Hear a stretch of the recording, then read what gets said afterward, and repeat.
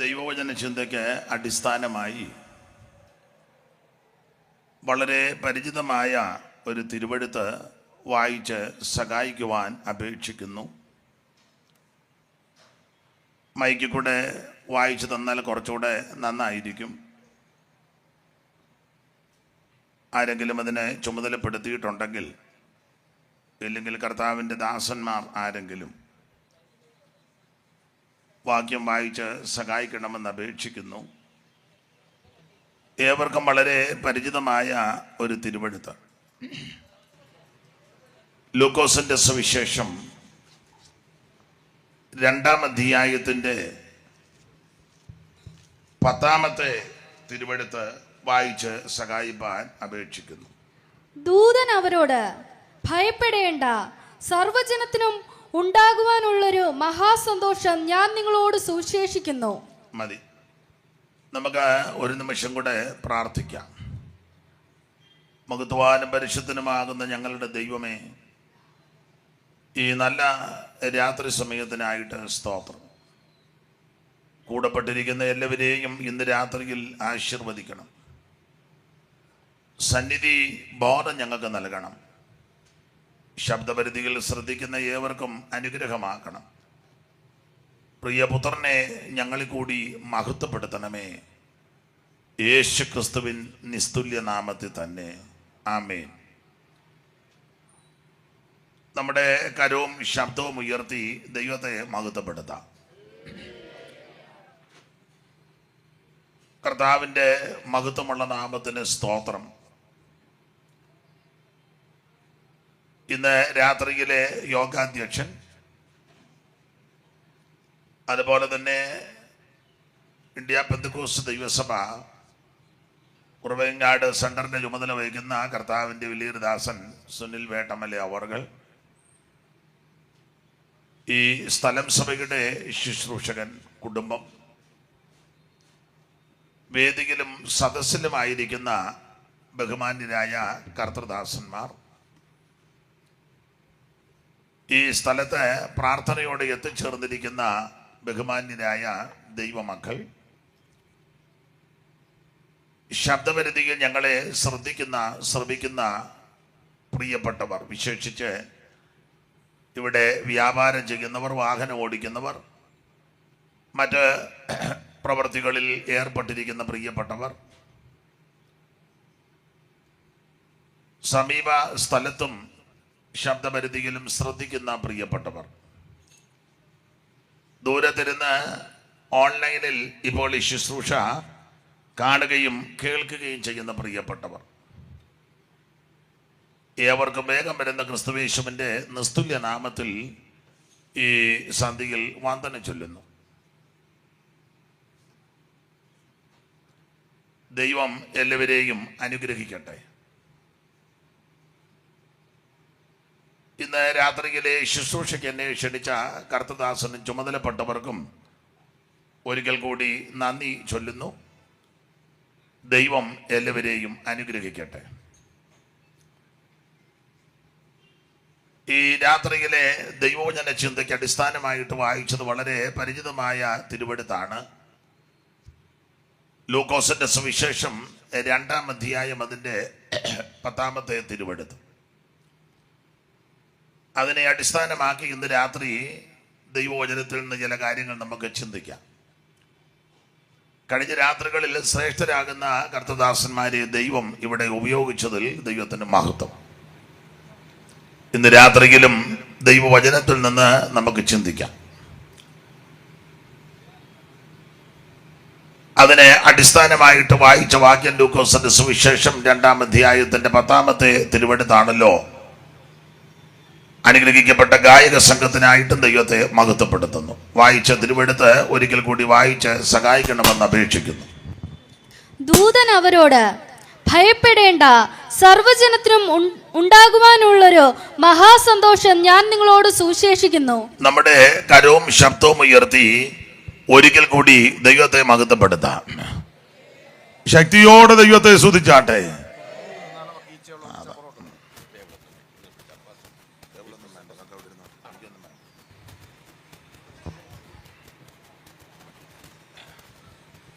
ഒരിക്കൽ കൂടി വായിച്ചു. ആരാ വായിക്കുന്നത്? വായിച്ചു. ദൂതൻ അവരോട് ഭയപ്പെടേണ്ട, സർവജനത്തിനും ഉണ്ടാകുവാനുള്ളൊരു മഹാസന്തോഷം ഞാൻ നിങ്ങളോട് സുശേഷിക്കുന്നു. പരമസമ്പന്നനിതരണിയിലേറ്റം പരമസമ്പന്നനിതരണിയിലേറ്റം പരമസമ്പന്നനിതരണിയിലേറ്റം ദരിദ്രനായി തീർന്നു സോമനസ. പരമസമ്പന്നനിതരണിയിലേറ്റം ദരിദ്രനായി തീർന്നു സോമനസ. നിരുപമ പ്രഭയണിഞ്ഞിരുന്നവൻ പരം തുണി തടിച്ചതും ചെറിയ സംഗതിയോ. നിരുപമ പ്രഭയണിഞ്ഞിരുന്നവൻ പരം തുണി ധരിച്ചതും ചെറിയ സംഗതിയോ. ദൈവകരുണയിൽ ധനമാകാത്മ്യം നാവാർണ്യമോ. ദൈവകരുണയിൽ ധനമാകാത്മ്യം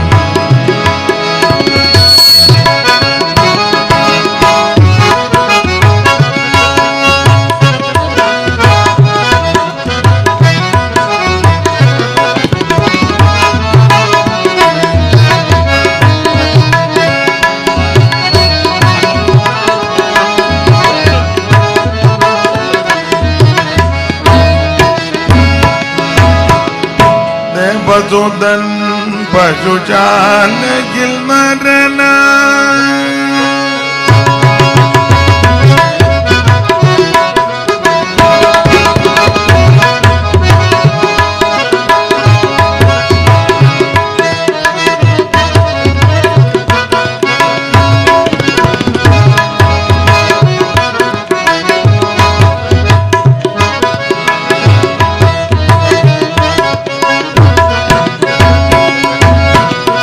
ദേവദൂതൻ പശുശാലയിൽ നരനായി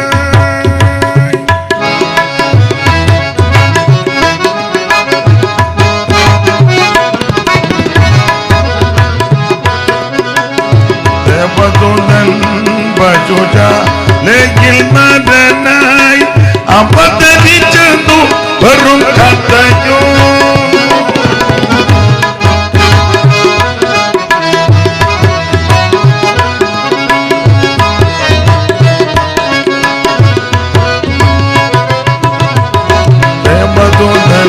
പശുശാലയിൽ നരനായി അവതരിച്ചതു വെറും കഥയോ.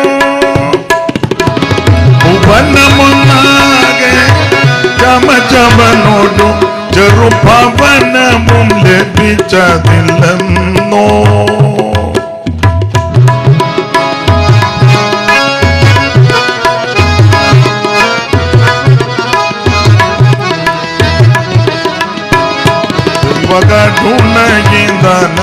ദൈവകരുണയിന്ദനമാഹാത്മ്യം നാവാർണ്യമോ.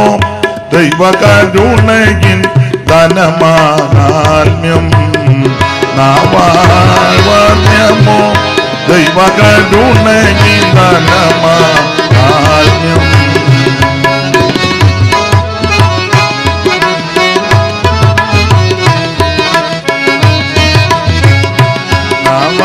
നാവാർണ്യമോ.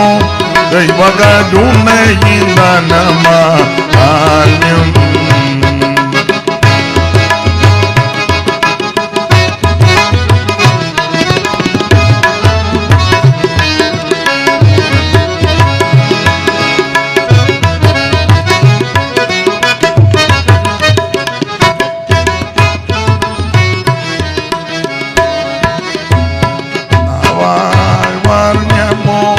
ദൈവകരുണയിൻ ധനമാഹാത്മ്യം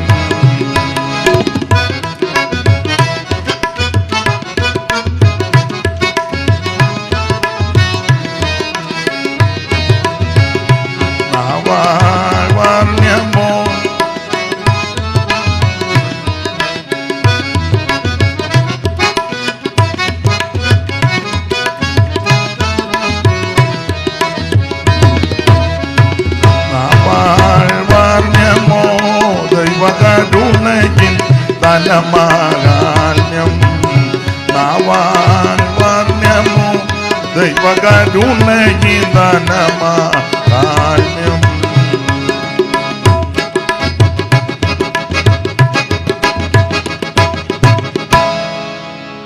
നമ്മുടെ കരമുയർത്തി ഒരിക്കൽ കൂടി ദൈവത്തെ മഹത്വപ്പെടുത്താം.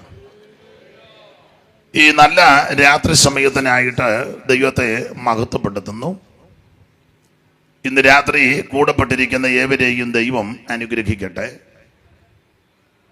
ഈ കുറവലങ്ങാട് ഈ സ്റ്റാൻഡിന് സമീപം ഇങ്ങനെ ഇത്രയും പേർക്ക് ഒന്നിച്ചു കൂടി ദൈവത്തെ മഹത്വപ്പെടുത്തുവാനും അനേക പ്രിയപ്പെട്ടവർക്ക് ഈ ശുശ്രൂഷ കാണുവാനും കേൾക്കുവാനും ഉതകത്തക്ക വിധത്തിൽ ഉച്ചഭാഷണിയും വളരെ നന്നായിട്ട് പ്രവർത്തിക്കുന്നു. അവരെയും ദൈവം സഹായിക്കട്ടെ. ഇവിടെ വ്യാപാരം ചെയ്യുന്നവർ, വാഹനം ഓടിക്കുന്നവർ, മറ്റ് ബിസിനസ്സുകളിലൊക്കെ ഏർപ്പെട്ടിരിക്കുന്ന പ്രിയപ്പെട്ടവർ, ജോലി ചെയ്യുന്നവർ, എല്ലാവർക്കും ഈ ശുശ്രൂഷ, ഈ കൂട്ടായ്മ വളരെ അനുഗ്രഹമായി തീരട്ടെ എന്ന് പ്രാർത്ഥിക്കുന്നു. ഇന്ന് രാത്രി വളരെ ലളിതമായി ശാന്തമായി തിരുവചനത്തിൽ നിന്ന് ചില കാര്യങ്ങൾ ചിന്തിക്കാം. അതിന് അടിസ്ഥാനമായിട്ട് വളരെ പരിചിതമായ ഒരു തിരുവെടുത്താണ് ഇന്ന് രാത്രിയിലെ തിരുവചന ചിന്തയ്ക്ക് അടിസ്ഥാനമായിട്ട് വായിച്ചത്. യേശുക്രിസ്തുവിന്റെ തിരുപ്പിറവിയോടുള്ള ബന്ധത്തിൽ ദൂതൻ വന്ന് പറഞ്ഞ ഒരു കാര്യമാണ് ഇന്ന് രാത്രിയിലെ തിരുവചന ചിന്തയ്ക്ക് അടിസ്ഥാനവാക്യമായിട്ട് വായിച്ചത്. ഒന്നുകൂടി ആ തിരുവെടുത്ത് എടുത്തു വായിക്കുവാൻ അപേക്ഷിക്കുന്നു. ദൂതൻ അവരോട് ഭയപ്പെടേണ്ട, സർവജനത്തിനും ഉണ്ടാവാനുള്ള ഒരു മഹാസന്തോഷം ഞാൻ നിങ്ങളോട് സുവിശേഷിക്കുന്നു. സർവജനത്തിനും ഉണ്ടാകുവാനുള്ള ഒരു മഹാസന്തോഷം ഞാൻ നിങ്ങളോട് സുവിശേഷിക്കുന്നു. അതുകൊണ്ട് ഇന്ന് രാത്രി ആ കാര്യമായി ഇവിടെ നടക്കുന്നത് സുവിശേഷിക്കുന്നു, സുവിശേഷം പറയുന്നു. വേദപുസ്തകത്തിലെ 66 പുസ്തകത്തിൽ, പുതിയ നിയമത്തിലെ 27 പുസ്തകത്തിൽ, ആരംഭത്തിലെ 4 സുവിശേഷ പുസ്തകങ്ങളിൽ വളരെ പ്രധാനപ്പെട്ട സുവിശേഷ പുസ്തകമാണ് ലൂക്കോസ് എഴുതിയ സുവിശേഷം. ആരംഭത്തിൽ 4 പുസ്തകമാണ് മത്തായി എഴുതിയ സുവിശേഷം, മർക്കോസ് എഴുതിയ സുവിശേഷം, ലൂക്കോസ് എഴുതിയ സുവിശേഷം, യോഹന്നാൻ എഴുതിയ സുവിശേഷം. മത്തായി യേശുക്രിസ്തു രാജാതി രാജാവാണ് എന്നാണ് എഴുത്തുകളിൽ കൊടുത്തെളിയിക്കുന്നത്, നമുക്കറിയാം. മർക്കോസ് ദാസരൂപമെടുത്ത യേശുക്രിസ്തുവിനെ വരച്ചു കാട്ടുകയാണ്. ലൂക്കോസ് സമ്പൂർണ്ണ മനുഷ്യനായി ഈ ഭൂമിയിൽ ജീവിച്ച യേശുവിനെ വളരെ വ്യക്തമായിട്ട് വെളിപ്പെടുത്തിയിരിക്കുന്നു. എന്നാൽ ഇതിനെല്ലാം വ്യത്യസ്തമായിട്ടാണ് യോഹന്നാന്റെ എഴുത്ത്. യോഹന്നാൻ എഴുതിയിരിക്കുന്നത് യേശുക്രിസ്തു ദൈവമാണെന്ന് തെളിയിച്ചിരിക്കുക. അപ്പോൾ യേശുക്രിസ്തുവിന്റെ രാജത്വം, അവിടുത്തെ ദാസ്യത്വം, മനുഷ്യത്വം, ദൈവത്വം, ഈ 4 കാര്യങ്ങളാണ് ഈ 4 പേരും എഴുത്തിൽ കൂടി വെളിപ്പെടുത്തിയിരിക്കുന്നത്. മത്തായി 28 അധ്യായങ്ങളിൽ യേശുക്രിസ്തുവിന്റെ രാജ മഹത്വത്തെ പറ്റി വെളിപ്പെടുത്തിയിരിക്കുന്നു. രാജാവായി പറന്നവൻ എവിടെ? മാത്രമല്ല, ആ യെരൂശലേമിലേക്കുള്ള വരവിൽ യഹൂദന്മാരുടെ രാജാവ് ഹോശന്ന പാടി. ക്രൂശിൽ കിടക്കുമ്പോൾ ആമേൻ പീലാത്തോസ് എഴുതി തറച്ചല്ലോ, യഹൂദന്മാരുടെ രാജാവെന്ന്. ആ ക്രൂശിൽ കിടക്കുമ്പോൾ ദുഷ്പ്രവർത്തിക്കാൻ ഒരുത്തം പറഞ്ഞു, യേശുവേ, നീ രാജത്വം പ്രാപിച്ചു വരുമ്പോൾ രാജാവാന്ന് തെളിയിക്കുക. മാത്രമല്ല, പങ്കപ്പാടുകളും വിധകളും സഹിച്ച യേശുവിനെ എല്ലാവർക്കും മനസ്സിലാകാതെ വന്നപ്പോൾ പീലാത്തോസ് പറയാ, ഇതാ നിങ്ങളുടെ രാജാവ്. അങ്ങനെ മത്തായി സുവിശേഷം ഒട്ട് ഭാഗങ്ങളും പഠിക്കുമ്പോൾ യേശുക്രിസ്തു രാജാവാണെന്ന് തെളിയിക്കുക. എന്നാൽ ലൂക്കോസിന്റെ എഴുത്തിൽ യേശുക്രിസ്തു ഒരു പൂർണ്ണ മനുഷ്യനായിട്ട് വെളിപ്പെടുത്തിയിരിക്കുക. നല്ല മനുഷ്യൻ. സ്വഭാവ വൈശിഷ്ട്യമുള്ളൊരു മനുഷ്യൻ, മറ്റുള്ളവരെ കരുതുന്ന ഒരു മനുഷ്യൻ, മറ്റുള്ളവർക്ക് വേണ്ടി സഹിക്കുന്ന ഒരു മനുഷ്യൻ, വിശേഷതകൾ ഏറെയുള്ള മനുഷ്യൻ. ഇങ്ങനെയാണ് ലൂക്കോസ് തെളിയിക്കുന്നത്. നമ്മൾ ഇന്ന് രാത്രി വായിച്ച തിരുവെടുത്ത് 2-ാം അധ്യായത്തിന്റെ 8 മുതൽ താഴോട്ടുള്ള തിരുവെടുത്ത, അതില് 10-ാമത്തെ വാക്യമാണ് വായിച്ചത്. ആ ലൂക്കോസിന്റെ സുവിശേഷം 2-ാം അധ്യായത്തിന്റെ 8 മുതൽ 13 വരെയുള്ള തിരുവെടുത്ത് വായിക്കുമ്പോൾ യേശുക്രിസ്തുവിന്റെ തിരുപ്പിറവിയോടുള്ള ബന്ധത്തിൽ സംഭവിച്ച ഒരു കാര്യമാണ് ആ ഖണ്ഡികയിൽ രേഖപ്പെടുത്തിയിരിക്കുന്നത്.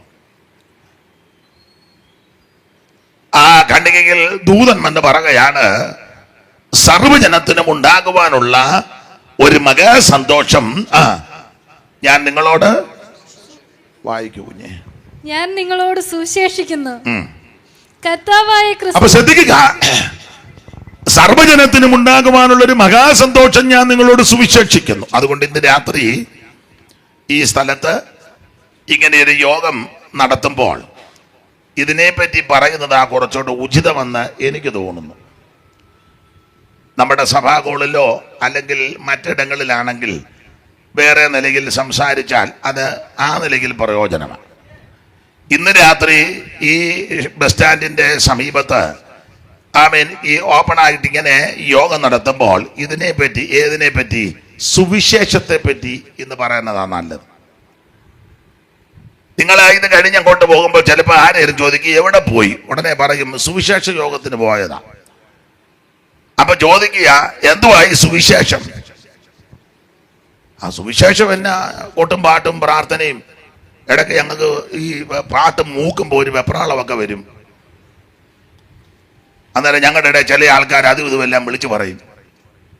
പാട്ടുകാരിൽ നിന്ന് ആടും പാടും ഉപകരണങ്ങളെല്ലാം കൂടെ നന്നായിട്ട് അങ്ങോട്ട് പിള്ളേരുടെ ഭാഷ മൂപ്പിക്കും.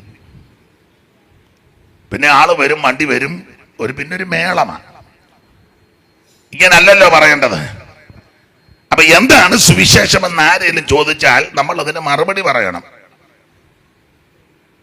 എല്ലാ കാര്യവും പറയുവാൻ നമ്മൾ ആളല്ല, എല്ലാ കാര്യവും അറിവുള്ളവരും എല്ലാ കാര്യവും പറയാൻ ജ്ഞാനമുള്ളവരാരും ലോകത്തിലില്ല. അത് ദൈവം മാത്രമേ ഉള്ളൂ. എന്നാൽ നമ്മൾ അറിഞ്ഞിരിക്കുന്ന ഈ കാര്യത്തെ പറ്റി ആരെങ്കിലും ചോദിച്ചാൽ അതിന് ന്യായമായ മറുപടി നമ്മൾ കൊടുക്കണം. അതിന് വാക്യമുണ്ട്, വായിച്ചേ മോളെ. പത്രോസിന്റെ 1-ാം ലേഖനം 3-ാം അധ്യായത്തിന്റെ 15-ാം വാക്യം. ന്യായമായ കാര്യം ചോദിച്ചാൽ മറുപടി പറയണം, ന്യായത്തിനെ പറയാവൂ. ഉടക്കുണ്ടാക്കാനാന്നേ മിണ്ടരുത്, വഴക്കുണ്ടാക്കാനാന്നേലും മൗനം ദീക്ഷിച്ചോണം. എന്നാൽ ന്യായമായ കാര്യം ചോദിച്ചാൽ അതിന് മറുപടി കൊടുക്കണം. വായിച്ചേ മോളെ, പത്രോസിന്റെ 1-ാം ലേഖനം 3-15. നിങ്ങളിലുള്ള പ്രത്യാശയെക്കുറിച്ച് ന്യായം ചോദിക്കുന്ന ഏവരോടും, നിങ്ങളിലുള്ള പ്രത്യാശയെക്കുറിച്ച് ന്യായം ചോദിക്കുന്ന ഏവനോടും സൗമ്യതയും ഭയഭക്തിയും പൂണ്ട് പ്രതിവാദം പറവാൻ എപ്പോഴും ഒരുങ്ങിയിരിക്കണം. അപ്പൊ ഇത് നമുക്കുള്ള വ്യവസ്ഥയാണ്. അപ്പൊ ആരെങ്കിലും ചോദിക്കുക നിങ്ങളിലുള്ള പ്രത്യാശയെ കുറിച്ച് ന്യായം ചോദിക്കുന്നവരോട്, ഉടക്കുണ്ടാക്കാൻ വരുന്നവരുണ്ട്, വഴക്കുണ്ടാക്കാൻ വരുന്നവരുണ്ട്, കൊച്ചാക്കാൻ വരുന്നവരുണ്ട്, അലോഗ്യം ഉണ്ടാക്കാൻ വരുന്നവരുണ്ട്. അത് നമുക്ക് വരവ് കാണുമ്പോഴും ചോദ്യം കേൾക്കുമ്പോഴും മുഖം കാണുമ്പോഴും രീതി കാണുമ്പോഴും നിപ്പും നോട്ടവും കാണുമ്പോൾ അറിയാം പുറപ്പാട് എന്തിനാന്ന്. അപ്പൊ അങ്ങനെയുള്ള സ്ഥലത്ത് നമ്മൾ അങ്ങ് തോറ്റേക്കണം, അവര് ജയിക്കട്ടെ. എന്നാൽ ന്യായമായ ഒരാൾ ഒരു കാര്യം വന്ന് ചോദിക്കാൻ എന്തുവാ ഇത്, അപ്പൊ അതിന് മറുപടി പറയണം. അതെങ്ങനെയാ മറുപടി പറയേണ്ടത്? അതിനും വാക്യമുണ്ട്. ഒന്നുകൂടെ വായിച്ചേ കുഞ്ഞേ. നിങ്ങളിലുള്ള പ്രത്യാശയെക്കുറിച്ച് ന്യായം ചോദിക്കുന്ന ഏവനോട്, ഏത് വ്യക്തിയോട്? ന്യായം ചോദിക്കുന്നവരോട്, ഏവരോടും സൗമ്യതയും ഭയഭക്തിയും പൂണ്ട് പ്രതിവാദം പറവാൻ എപ്പോഴും. അപ്പൊ ഇന്ന് രാത്രി ഇതാ ഇവിടെ നടക്കാൻ പോകുന്നത്. സൗമ്യതയോടും ഭയഭക്തിയോടും കൂടെ ഇതിന് മറുപടി പറയാൻ പോവാ. ഏതിന്? സുവിശേഷത്തെ പറ്റിയാ. അപ്പോൾ ആരെല്ലാം ചോദിക്കുക എന്താണ് സുവിശേഷം? ചില ആൾക്കാർ ധരിച്ചു വച്ചിരിക്കുന്നത് സുവിശേഷം മതം മാറ്റമാണെന്ന. ഇത് മതം മാറ്റമല്ല. ചില ആൾക്കാർ പറഞ്ഞു ഇത് സഭ മാറുക എന്ന. സഭ മാറ്റമല്ല. ചിലർ പറയുന്നത് ഇത് സംഘടന മാറുന്നതാ. അല്ല, ഇത് തത്വസംഹിതകൾ നിരത്തുന്നതുമല്ല. സുവിശേഷം പ്രത്യേക ശാസ്ത്രങ്ങളെ വാരി വിതറുന്നതല്ല. സുവിശേഷം മറ്റുള്ളവന്റെ സ്വൈര്യം കെടുത്തുകയല്ല, മറ്റുള്ളവനെ ആക്രമിക്കുന്ന മാർഗമല്ല, അവരന്റെ തല കൊയ്യാൻ പ്രേരണ കൊടുക്കുന്ന മാർഗമല്ല സുവിശേഷം. അങ്ങനെ ഒത്തിരി പറയാനുണ്ട്. സുവിശേഷം എന്തുവാ? അപ്പൊ എന്താണ് സുവിശേഷം? അതിന് മറുപടിയാ. ശ്രദ്ധിച്ച് കേട്ടോണം, എല്ലാരും കേട്ടോണം. അപ്പൊ നാളെ നിങ്ങൾ ചോദിക്കരുത് ഇതെന്തുവാ, നിങ്ങൾ അവിടെ 2-3 ദിവസമായിട്ട് ഒച്ചയും ബഹളവും ആരാണ്ടൊക്കെ വരികയും പോവുകയും പിന്നെ പാട്ടുകാരും എന്തോ ഏതാണ്ടൊക്കെ തമിഴിലോ ഹിന്ദിയിലോ ഒക്കെ പാടുന്ന എന്തുവാന്നോ ഇതൊക്കെ ചിലപ്പോൾ ചോദിച്ചെന്ന് വരും. എന്തുവാ പാടിയത്? പാടിയത് ഞങ്ങൾ അങ്ങ് പാടുക. ഞാൻ ആരാണ്ട് പ്രസംഗിച്ച് ഓടി വായോ പൊത്തോ എന്നൊക്കെ പറഞ്ഞല്ലോ. അതൊക്കെ ഞങ്ങൾ അങ്ങനെ ഇടയ്ക്കുള്ളതാ. എന്തുവായി 2-3 ദിവസം ഇവിടെ കിടന്ന് ഈ ചാട്ടവും മേളവും അതൊക്കെ അങ്ങനെ ഞങ്ങൾ ഇവിടെ ചെന്നാലും ഇങ്ങനെ അതല്ല. അപ്പൊ ഇത് ന്യായമായിട്ട് പറഞ്ഞു കൊടുക്കണം. അപ്പൊ ഇന്ന് രാത്രി ആരാ ചിന്തിക്കാൻ പോകുന്നത്? എല്ലാവരും ശ്രദ്ധിക്കണം. അപ്പൊ ശ്രദ്ധിക്കുക, ആരേലും ചോദിക്കുക എന്താ സുവിശേഷം, അപ്പോൾ അതിന് മറുപടി കൊടുക്കുക. എല്ലാവരും ശ്രദ്ധിച്ച് കേട്ടോണേ, എല്ലാവരും കേൾക്കണേ. എന്താണ് സുവിശേഷം? ഒന്നുകൂടെ ആവർത്തിക്കുക.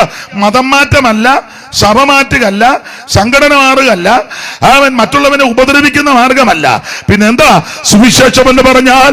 അവൻ നസറയനാകുന്ന യേശു ക്രിസ്തു. അതാ സുവിശേഷം. കുഞ്ഞെ വായിച്ചേ. ഞാൻ പറയുന്നതിനെല്ലാം വാക്യമുണ്ട് എന്ന് പറഞ്ഞാൽ വേദപുസ്തകത്തിൽ നിന്നായി പ്രസംഗിക്കുന്നത്. വേറൊന്നും പറയാൻ ഇല്ലെന്താനും അറിയത്തുമില്ല, പറഞ്ഞാൽ ഒക്കത്തുമില്ല, പുസ്തകത്തിൽ നിന്നാ പറയുന്നത്. അപ്പോൾ വായിച്ചേ, എന്താണ് സുവിശേഷം? തിമോത്തിയോസിന്റെ 2-ാം ലേഖനം 2-ാം അധ്യായത്തിന്റെ 8-ാം വാക്യം വായിച്ചേ മോളെ. തിമോത്തിയോസിന്റെ 2-ാം ലേഖനം 2:8. പെട്ടെന്ന് വായിര്. ദാവീദിന്റെ സന്തതിയായി ഉപദേശമാരാരേലും വന്ന് വായിക്കായിരുന്നേ കുറച്ചുകൂടെ നന്നായണം. കുഞ്ഞിന്റെ കുഴപ്പമല്ല, അവള് കൊച്ചു കുഞ്ഞല്ലയോ. അപ്പം പാസ്റ്റർമാരാരിലും ഉണ്ടല്ലോ ഈ സെന്ററിൽ, പാസ്റ്റർമാരില്ല, ആരും വായിക്കുന്നവരില്ലായിരിക്കും. ആയിക്കോട്ടെ, എല്ലാവരും അങ്ങ് വായിപ്പിക്കുന്നവരാ. അപ്പൊ ആട്ടെ, മോള് തന്നെ ഇത് വായിച്ചോ കേക്കട്ടെ. ഒക്കുന്നില്ലേ നമുക്ക് പിന്നെ ആളിനെ വിളിക്കാം. മോള് ഇത് വായിച്ചേ. ദാവീദിന്റെ സന്തതിയായി വിളിക്കാൻ പോവാന്നോ? അവിടെ ഇരിക്കേ.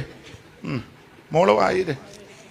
ദാവീദിന്റെ സന്തതിയായി ജനിച്ചു, മരിച്ചിട്ട് ഉയർത്തെഴുന്നേറ്റിരിക്കുന്ന കുഞ്ഞെ കമന്ന് കിടന്ന് അങ്ങനെയൊക്കെയാന്നോ? അതിനാ വയ്യ.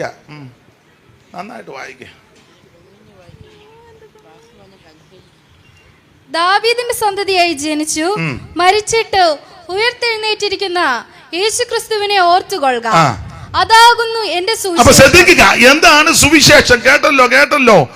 ദാവീദിന്റെ സന്തതിയായി ജനിച്ച് മരിച്ചിട്ട് ഉയർത്തെഴുന്നേറ്റ യേശു ക്രിസ്തുവിനെ ഓർത്തുകൊള്ളുക. അതാകുന്നു സുവിശേഷം. ഇന്ന് രാത്രി കുറവലങ്ങാട് പട്ടണത്തിൽ എന്നെ കേൾക്കുന്ന ബഹുമാന്യരായ ശ്രോതാക്കളോട്, മാന്യരായ പ്രിയപ്പെട്ടവരോട്, ഞങ്ങളെ സ്നേഹിക്കുന്ന ബഹുമാന്യരായ നിങ്ങളോട് ഇന്ന് രാത്രി ഓർപ്പിക്കുക, എന്താണ് സുവിശേഷം? ഇത് ബന്ധുക്കോസ് മാർഗമല്ല, മതം മാറ്റമല്ല, സഭ മാറ്റുകയല്ല, ബഹളവും വെപ്രാളവും അല്ല. എന്താ സുവിശേഷം? ഒറ്റവാക്കിൽ ന്യായമായിട്ട് എല്ലാവർക്കും മനസ്സിലാകുന്ന രീതിയിലാണ് സുവിശേഷം എന്ന് പറഞ്ഞാൽ നസറയനാകുന്ന യേശു ക്രിസ്തു.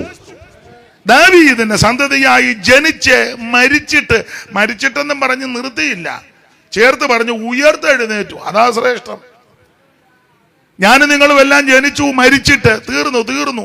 പിന്നെ ഒരു കുത്തു വിടും. ഒക്കുന്നെങ്കിൽ ഇപ്പറ ഒരു പദമുണ്ട്, ശുഭം. എന്നാൽ യേശുക്രിസ്തുവിന്റെ ജനനത്തെ പറ്റിയും മരണത്തെ പറ്റിയും പറയുക, ജനിച്ച് മരിച്ചിട്ട് ശുഭമെന്നല്ല, മരിച്ചിട്ട് ഉയർത്തെഴുന്നേറ്റു. അതാണ് യേശുക്രിസ്തു.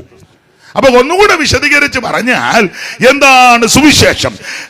കൊരിന്ത്യർക്ക് എഴുതിയ 1-ാം ലേഖനം 15-ാം അധ്യായത്തിന്റെ 3-ാമത്തെ തിരുവെടുത്ത് വായിക്കണം. കൊരിന്ത്യർക്ക് എഴുതിയ 1-ാം ലേഖനം 15-ാം അധ്യായത്തിന്റെ 3-ാമത്തെ തിരുവെടുത്ത് വായിച്ചാട്ടെ. ദൈവത്തിന് മഹത്വം.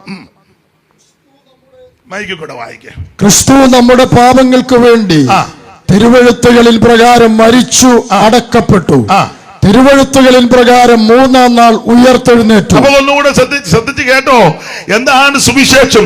യേശുക്രിസ്തുവിന്റെ ജനനം, യേശുക്രിസ്തുവിന്റെ മരണം, യേശുക്രിസ്തുവിന്റെ അടക്കം, യേശുക്രിസ്തുവിന്റെ ഉയർപ്പ്. ഇതാ സുവിശേഷം. ഒന്നുകൂടെ പറഞ്ഞാൽ അവിടുത്തെ ജനനവും മരണവും ഉയർപ്പും. ഇതാ സുവിശേഷം. എന്തുവാ സുവിശേഷം? എന്താന്ന് ചോദിച്ചാൽ നല്ല വാർത്ത, നല്ല വർത്തമാനം, സദ്വർത്തമാനം. അതാണ് സുവിശേഷം. ഗുഡ് ന്യൂസ്, നല്ല വാർത്തയാണ്. എന്തുവാ നല്ല വാർത്ത? ഒന്ന്, യേശുക്രിസ്തുവിന്റെ ജനനം നല്ല വാർത്തയാണ്. ഇവിടെ ഓരോരുത്തരും ജനിക്കുമ്പോൾ ചിലപ്പോൾ ആ വീട്ടുകാർക്കും വേണ്ടപ്പെട്ടവർക്കും നല്ല വാർത്തയായിട്ട് സന്തോഷമായിട്ട് തോന്നും. എല്ലാവർക്കും ഒന്നും സന്തോഷമായിട്ട് തോന്നത്തില്ല. എന്നാൽ യേശുക്രിസ്തുവിന്റെ തിരുപ്പിറവി, യേശുക്രിസ്തുവിന്റെ ജനനം നല്ല വാർത്തയാണ്. ദൈവത്തിന്റെ മഹത്വം, നല്ല വാർത്ത. എന്താ ഇത് നല്ല വാർത്തയാകാൻ കാരണം? ഇത് ഒരു ദൂതനാ വന്ന് പറഞ്ഞത്, നിങ്ങൾക്കായി ഒരു രക്ഷകൻ ജനിച്ചെന്ന്. വിശേഷപ്പെട്ട ജനനമായ യേശുവിന്റെ ജനനം. ജനിച്ചപ്പോൾ ഒരു ദൂതനെ ദൈവം ഇങ്ങോട്ട് അയച്ചു. ദൈവം ഒരു ദൂതനെ വിളിച്ചേച്ച് പറഞ്ഞു, ചെന്ന് പറയണ ആട്ടിടയന്മാരോട് നിങ്ങൾക്കായിട്ട് രക്ഷിതാവ് ജനിച്ചെന്ന് ഒരു ദൂതൻ വന്ന് പറഞ്ഞു. നമ്മൾ വല്ലവരും ജനിച്ചപ്പോൾ ഏത് ദൂതനാ പറഞ്ഞേ? ആരും പറഞ്ഞില്ല. എന്നാൽ യേശുവിന്റെ തിരുപ്പിറവിയിൽ ഒരു ദൂതനെ ഇങ്ങോട്ട് വിട്ടു, ജനിച്ച വർത്തമാനം. ഇത് പറഞ്ഞുകൊണ്ടിരിക്കുമ്പോൾ ഒരു സംഘം ദൂതന്മാരെ വീണ്ടും അയച്ചു, പാട്ട് പാടി. അതാണ് അതിന്റെ 12-ാം വാക്യം. വായിച്ചോ, 12-ാം വാക്യം.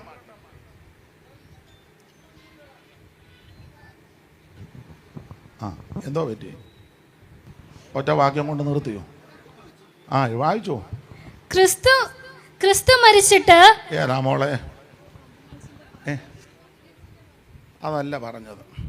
ലൂക്കോസ് 2:12 വായിര്.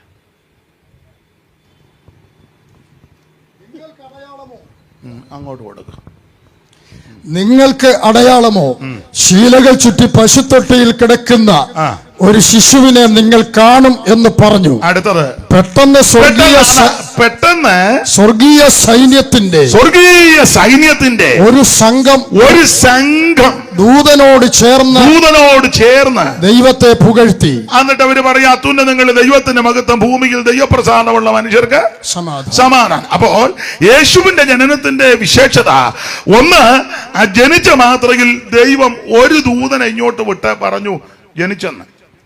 ഈ ദൂതൻ വന്ന കാര്യമെല്ലാം കൂടെ പറഞ്ഞപ്പോൾ അടുത്തത് ഉടനെ ഒരു സംഘം ദൂതന്മാര് വന്നു, സ്വർഗീയ സൈന്യം. അവര് വന്ന് പാട്ടുപാടിയും വീണകൾ മീട്ടിയും വാദ്യോപകരണങ്ങൾ വായിച്ചുമൊക്കെ അങ്ങനെ ആയിരിക്കാം. ആ ആകാശമണ്ഡലം മുഴുവൻ നിറഞ്ഞ് ദൂതന്മാർ ഒന്നിച്ചു ചേർന്ന് ദൈവത്തെ മഹത്വപ്പെടുത്തി. ഇങ്ങനെ ഒരു ജനനം ഇന്ന് വരെ നടന്നിട്ടില്ല, ഇനി നടക്കത്തുമില്ല. യേശുക്രിസ്തുവിന്റെ ജനനം മാത്രമായി ഇങ്ങനെ. അതുകൊണ്ടാണ് ഈ ജനനത്തിന് വിശേഷത. മറ്റെല്ലാവരും ജനിച്ചതുപോലല്ല യേശുക്രിസ്തു ജനിച്ചത്. അവിടുത്തെ തിരുപ്പിറവി വളരെ വിശേഷപ്പെട്ടതാ. അതുകൊണ്ടാണ് ഇത് നല്ല വാർത്ത. യേശുവിന്റെ ജനനവും യേശുവിന്റെ മരണവും യേശുവിന്റെ ഉയർപ്പും എല്ലാം ഞാൻ വിവരിക്കുന്നില്ല. ഞാൻ ബഹുമാന്യ കർത്തൃദാസനോട് സമയമൊക്കെ ചോദിച്ചപ്പോൾ എന്നോട് അദ്ദേഹം സമയം പറഞ്ഞിട്ടുണ്ട്. അപ്പോൾ ആ കൃത്യസമയത്ത് ഞാൻ നിർത്തുമ്പോൾ ഓർത്തോണം എന്നോട് പറഞ്ഞ സമയം അതായിരുന്നെന്ന്. അതുകൊണ്ട് ഇന്ന് രാത്രി അങ്ങനെ ദൈവത്തിന്റെ മഹത്വം. അപ്പോൾ എന്താണ് സുവിശേഷം? ഒറ്റ വാക്കിൽ പറയാ, സുവിശേഷം നസറയനാകുന്ന യേശുക്രിസ്തു അതാ സുവിശേഷം. ഒന്നുകൂടെ പറഞ്ഞാൽ യേശുക്രിസ്തുവിന്റെ ജനനവും അവിടുത്തെ മരണവും അവിടുത്തെ ഉയർപ്പും അതാണ് സുവിശേഷം. രണ്ടാമത്തെ തലക്കെട്ട് നോട്ട് ചെയ്യുന്നവർ വേണേ നോട്ട് ചെയ്തു. മോൻ എഴുതി എടുക്കുന്നുണ്ടല്ലോ, ദൈവം അനുഗ്രഹിക്കട്ടെ. ഒരാളെങ്കിലും എഴുതുന്നല്ലോ, മോനെ ദൈവം അനുഗ്രഹിക്കട്ടെ. അപ്പോ രണ്ടാമത്തെ തലക്കെട്ട് എന്താ? സുവിശേഷത്തിന്റെ എന്തിനാണ് ഈ സുവിശേഷം? അപ്പൊ ഒന്ന്, എന്താണ് സുവിശേഷം? യേശുക്രിസ്തു. രണ്ടാമത്തെ തലക്കെട്ട എന്തിനാണ് സുവിശേഷം? എപ്പോഴും ഞാൻ പറയുന്നതാ, നിങ്ങൾക്കും അറിയാം. എന്താന്ന് ചോദിച്ചാൽ, സുവിശേഷം എന്തിനാന്ന് ചോദിച്ചാൽ സകല മനുഷ്യനും രക്ഷപ്പെടാൻ. അതിനാ സുവിശേഷം. ഒരു വാക്യം വായിച്ചോ, തീത്തോസിന്റെ ലേഖനം 2-ാം അധ്യായത്തിന്റെ 11-ാമത്തെ തിരുവെടുത്ത് വായിക്കണം. എല്ലാം വചനത്തിൽ കൂടാ പറയുന്നത് കൊണ്ട് ഈ മറ്റുള്ളവർ ചിന്തിക്കും അവിടെ 2-3 ദിവസമായിട്ട് ഒച്ചയും ബഹളോ ഏതാണ്ടെല്ലാം കടന്ന് പറഞ്ഞേച്ചു പോയി. അത് പറയരുത്, അത് പറയിപ്പിക്കുകയും ചെയ്യരുത്. അവർ പറഞ്ഞതെല്ലാം വേദപുസ്തകത്തിൽ നിന്നാണ് പറയിപ്പിക്കണം. അതിനാ വായിപ്പിക്കുന്നത്. സകല മനുഷ്യർക്കും രക്ഷാകരമായ ദൈവകൃപ ഉദിച്ചുവല്ലോ. അപ്പൊ ശ്രദ്ധിച്ചേ. അപ്പോൾ ഒന്നുകൂടെ ആവർത്തിക്കാം. നാളെ ഒരു അവസരത്തിൽ ഈ നാട്ടുകാരോ സമീപത്തുള്ളവരോ അല്ലെ മറ്റുള്ളവർ ചോദിക്കുക, എന്തുവായിരുന്നു അവിടെ 2-3 ദിവസം? എന്തുവാന്നോ കുറെ എണ്ണം അവിടുന്ന് ഇവിടുന്ന് എല്ലാം സമയമാകുമ്പോൾ 6:30 അവിടുന്ന് ഇവിടുന്ന് എല്ലാം പമ്പി വന്ന് ഏതാണ്ടെല്ലാം പറഞ്ഞേച്ച് അതുങ്ങളെല്ലാം പോയി. അങ്ങനെ പറയിപ്പിക്കരുത്. ഇവിടെ പറഞ്ഞത് ഒരാളെങ്കിലും പറയണം, അവര് വേറെ പുസ്തകത്തിൽ നിന്നാണ് എല്ലാം പറഞ്ഞത്. കാവാലത്തിൽ നിന്ന് വന്ന പുള്ളി വാക്യം പറഞ്ഞപ്പോൾ 2 പേരിൽ നിന്ന് വായിച്ചു എല്ലാം പുസ്തകത്തിലെ കാര്യം അവർ പറഞ്ഞത്. അപ്പോൾ ചോദിക്കും, പിന്നെ അപ്പം ലൈവിലും ഒക്കെ ഉണ്ട്, കേട്ടിരിക്കുന്നവരുണ്ട്. ഇവിടെ പറഞ്ഞത് തന്നെ നിങ്ങളും വേറെ പുസ്തകം കൊണ്ടേ എടുത്തു. അല്ല ഇത് കഴിഞ്ഞ് നോട്ട് ചെയ്ത് വെച്ച് വീട്ടിൽ പോയി നോക്കേ ഞങ്ങൾ ഈ പറഞ്ഞതെല്ലാം പുസ്തകത്തിൽ നിന്നാണോ ഇല്ലയോ എന്ന്. ഞങ്ങളുടെ കയ്യിൽ നിന്നൊന്നും വിടുന്നില്ല. ഇതെല്ലാം ഈ പുസ്തകമായ എല്ലാവരുടെയും കയ്യിലിരിക്കുന്നത്. അപ്പോൾ ഞാനിവിടെ പറയുമ്പോൾ നിങ്ങളും പുസ്തകം കയ്യിലുണ്ട്, നോക്കിക്കോ, ഇല്ലേ നോട്ട് ചെയ്ത് വെച്ച് വീട്ടിൽ പോയി നോക്ക്. എന്തിനാ? ഇതിൽ നിന്ന് തന്നെയാണോ പറഞ്ഞെന്നറിയാനാ. ഇതിൽ നിന്ന് തന്നെ പറയുന്നുള്ളൂ. ഇന്ന് ദൈവത്തിന് മഹത്വം. അപ്പോൾ എന്താണ് സുവിശേഷം? സുവിശേഷം യേശു ക്രിസ്തു. എന്തിനാണ് സുവിശേഷം? സകല മനുഷ്യനും രക്ഷപ്പെടാൻ. അതാണ് അവിടെ തീത്തോസിന്റെ ലേഖനം 2-ാം അധ്യായത്തിന്റെ കർത്തൃദാസൻ ഒന്നുകൂടെ വായിച്ച് സഹായിച്ചാട്ടെ. സകല മനുഷ്യർക്കും രക്ഷാകരമായ ദൈവകൃപ, സകല മനുഷ്യർക്കും രക്ഷാകരമായ ദൈവകൃപ ഉദിച്ചു. അപ്പോൾ എന്തിനാണ് സുവിശേഷം? സകല മനുഷ്യനും രക്ഷപ്പെടാൻ. ഇന്ന് രാത്രി എന്നെ കേൾക്കുന്ന എല്ലാവരും രക്ഷപ്പെടണം. ഈ രക്ഷ ഒരു വിഭാഗക്കാർക്കോ ഒരു മതക്കാർക്കോ ഒരു സഭക്കാർക്കോ ഒരു സംഘടനക്കാർക്കോ മാത്രം ഉള്ളതല്ല രക്ഷ. സകല മനുഷ്യനും രക്ഷപ്പെടണം. കുറവലങ്ങാട്ടുകാർക്ക് മാത്രമല്ല രക്ഷ, കോട്ടയംകാർക്ക് മാത്രമല്ല രക്ഷ, കേരളത്തിലുള്ളവർക്ക് മാത്രമല്ല രക്ഷ, ഇന്ത്യ രാജ്യത്തുള്ളവർക്ക് മാത്രമല്ല രക്ഷ, അയൽ രാജ്യങ്ങൾ കൂടെ ചേർത്തതല്ല രക്ഷ. രക്ഷ എന്തിനാന്ന് ചോദിച്ചാൽ സകല മനുഷ്യനും രക്ഷപ്പെടണം. ഈ ഭൂമിയിൽ മനുഷ്യനായി ജീവിച്ച് അവൻ ചരിക്കുന്ന സകല മനുഷ്യനും രക്ഷപ്പെടണം. അതിനാണ് സുവിശേഷം. അപ്പോൾ എന്താണ് സുവിശേഷം? യേശു ക്രിസ്തു. എന്തിനാ സുവിശേഷം? സകല മനുഷ്യനും രക്ഷപ്പെടാൻ. മൂന്നാമത്തെ തലക്കെട്ട്. ആരാ ഇത് കേൾക്കേണ്ടത്? സുവിശേഷം ആരാ കേൾക്കേണ്ടത്? നമ്മൾ ഇത് പറയുമ്പോൾ ചില ആൾക്കാരുണ്ട്, നമ്മൾ ഈ സുവിശേഷം പറയാൻ പോകുമ്പോൾ ചില പറയും എന്നാ നമ്മൾ പറയും സുവിശേഷം ആണ്ട് അങ്ങോട്ട് ചെല്ലാണ്ട് അതുവരെ കേൾക്കാത്തവരുണ്ട്, അങ്ങോട്ട് ചെന്ന് കേൾപ്പിക്കേ, ഇവിടെ കടന്ന് പറയാതെ ഉടനെ നമ്മൾ അങ്ങോട്ട് ചെല്ലും. അങ്ങോട്ട് ചെല്ലുമ്പോൾ അവർ പറയുന്ന എന്തുവാ സുവിശേഷം ഞങ്ങൾക്ക് കേൾക്കണ്ടാണ്ട് നിങ്ങളുടെ ആൾക്കാരില്ല അവിടെ, അങ്ങോട്ട് ചെന്ന് കേൾപ്പിക്കുക. ചുരുക്കി പറഞ്ഞാൽ നമ്മളെ അങ്ങോട്ടും ഇങ്ങോട്ടും ഇട്ട് തട്ടുക, അല്ല തട്ടുകൊള്ളണം. അപ്പൊ മറുപടി ആരായി സുവിശേഷം കേൾക്കേണ്ടത്? 2 വാക്യം വായിക്കണം. അതും വേദപുസ്തകത്തിൽ നിന്ന ഒത്തിരി ഉണ്ട് വാക്യം, ഇപ്പം ഈ 2 മതിയല്ലോ. 2 വാക്യം. ആരായി ഇത് കേൾക്കേണ്ടത്?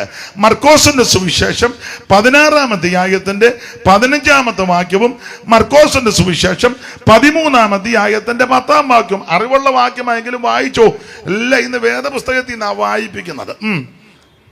പിന്നെ അവൻ അവരോട് നിങ്ങൾ ഭൂലോകത്തിലൊക്കെയും പോയി സകല സൃഷ്ടിയോടും സുവിശേഷം പ്രസംഗിപ്പിക്കും. അപ്പൊ ശ്രദ്ധിക്കുക, ആരാ സുവിശേഷം കേൾക്കേണ്ടത്? സകല സൃഷ്ടികളും ഇത് കേൾക്കണം. സകല സൃഷ്ടികളും. ഇനി അതിന്റെ 13-ന്റെ 10 വായിച്ചോ. 13-ന്റെ 10.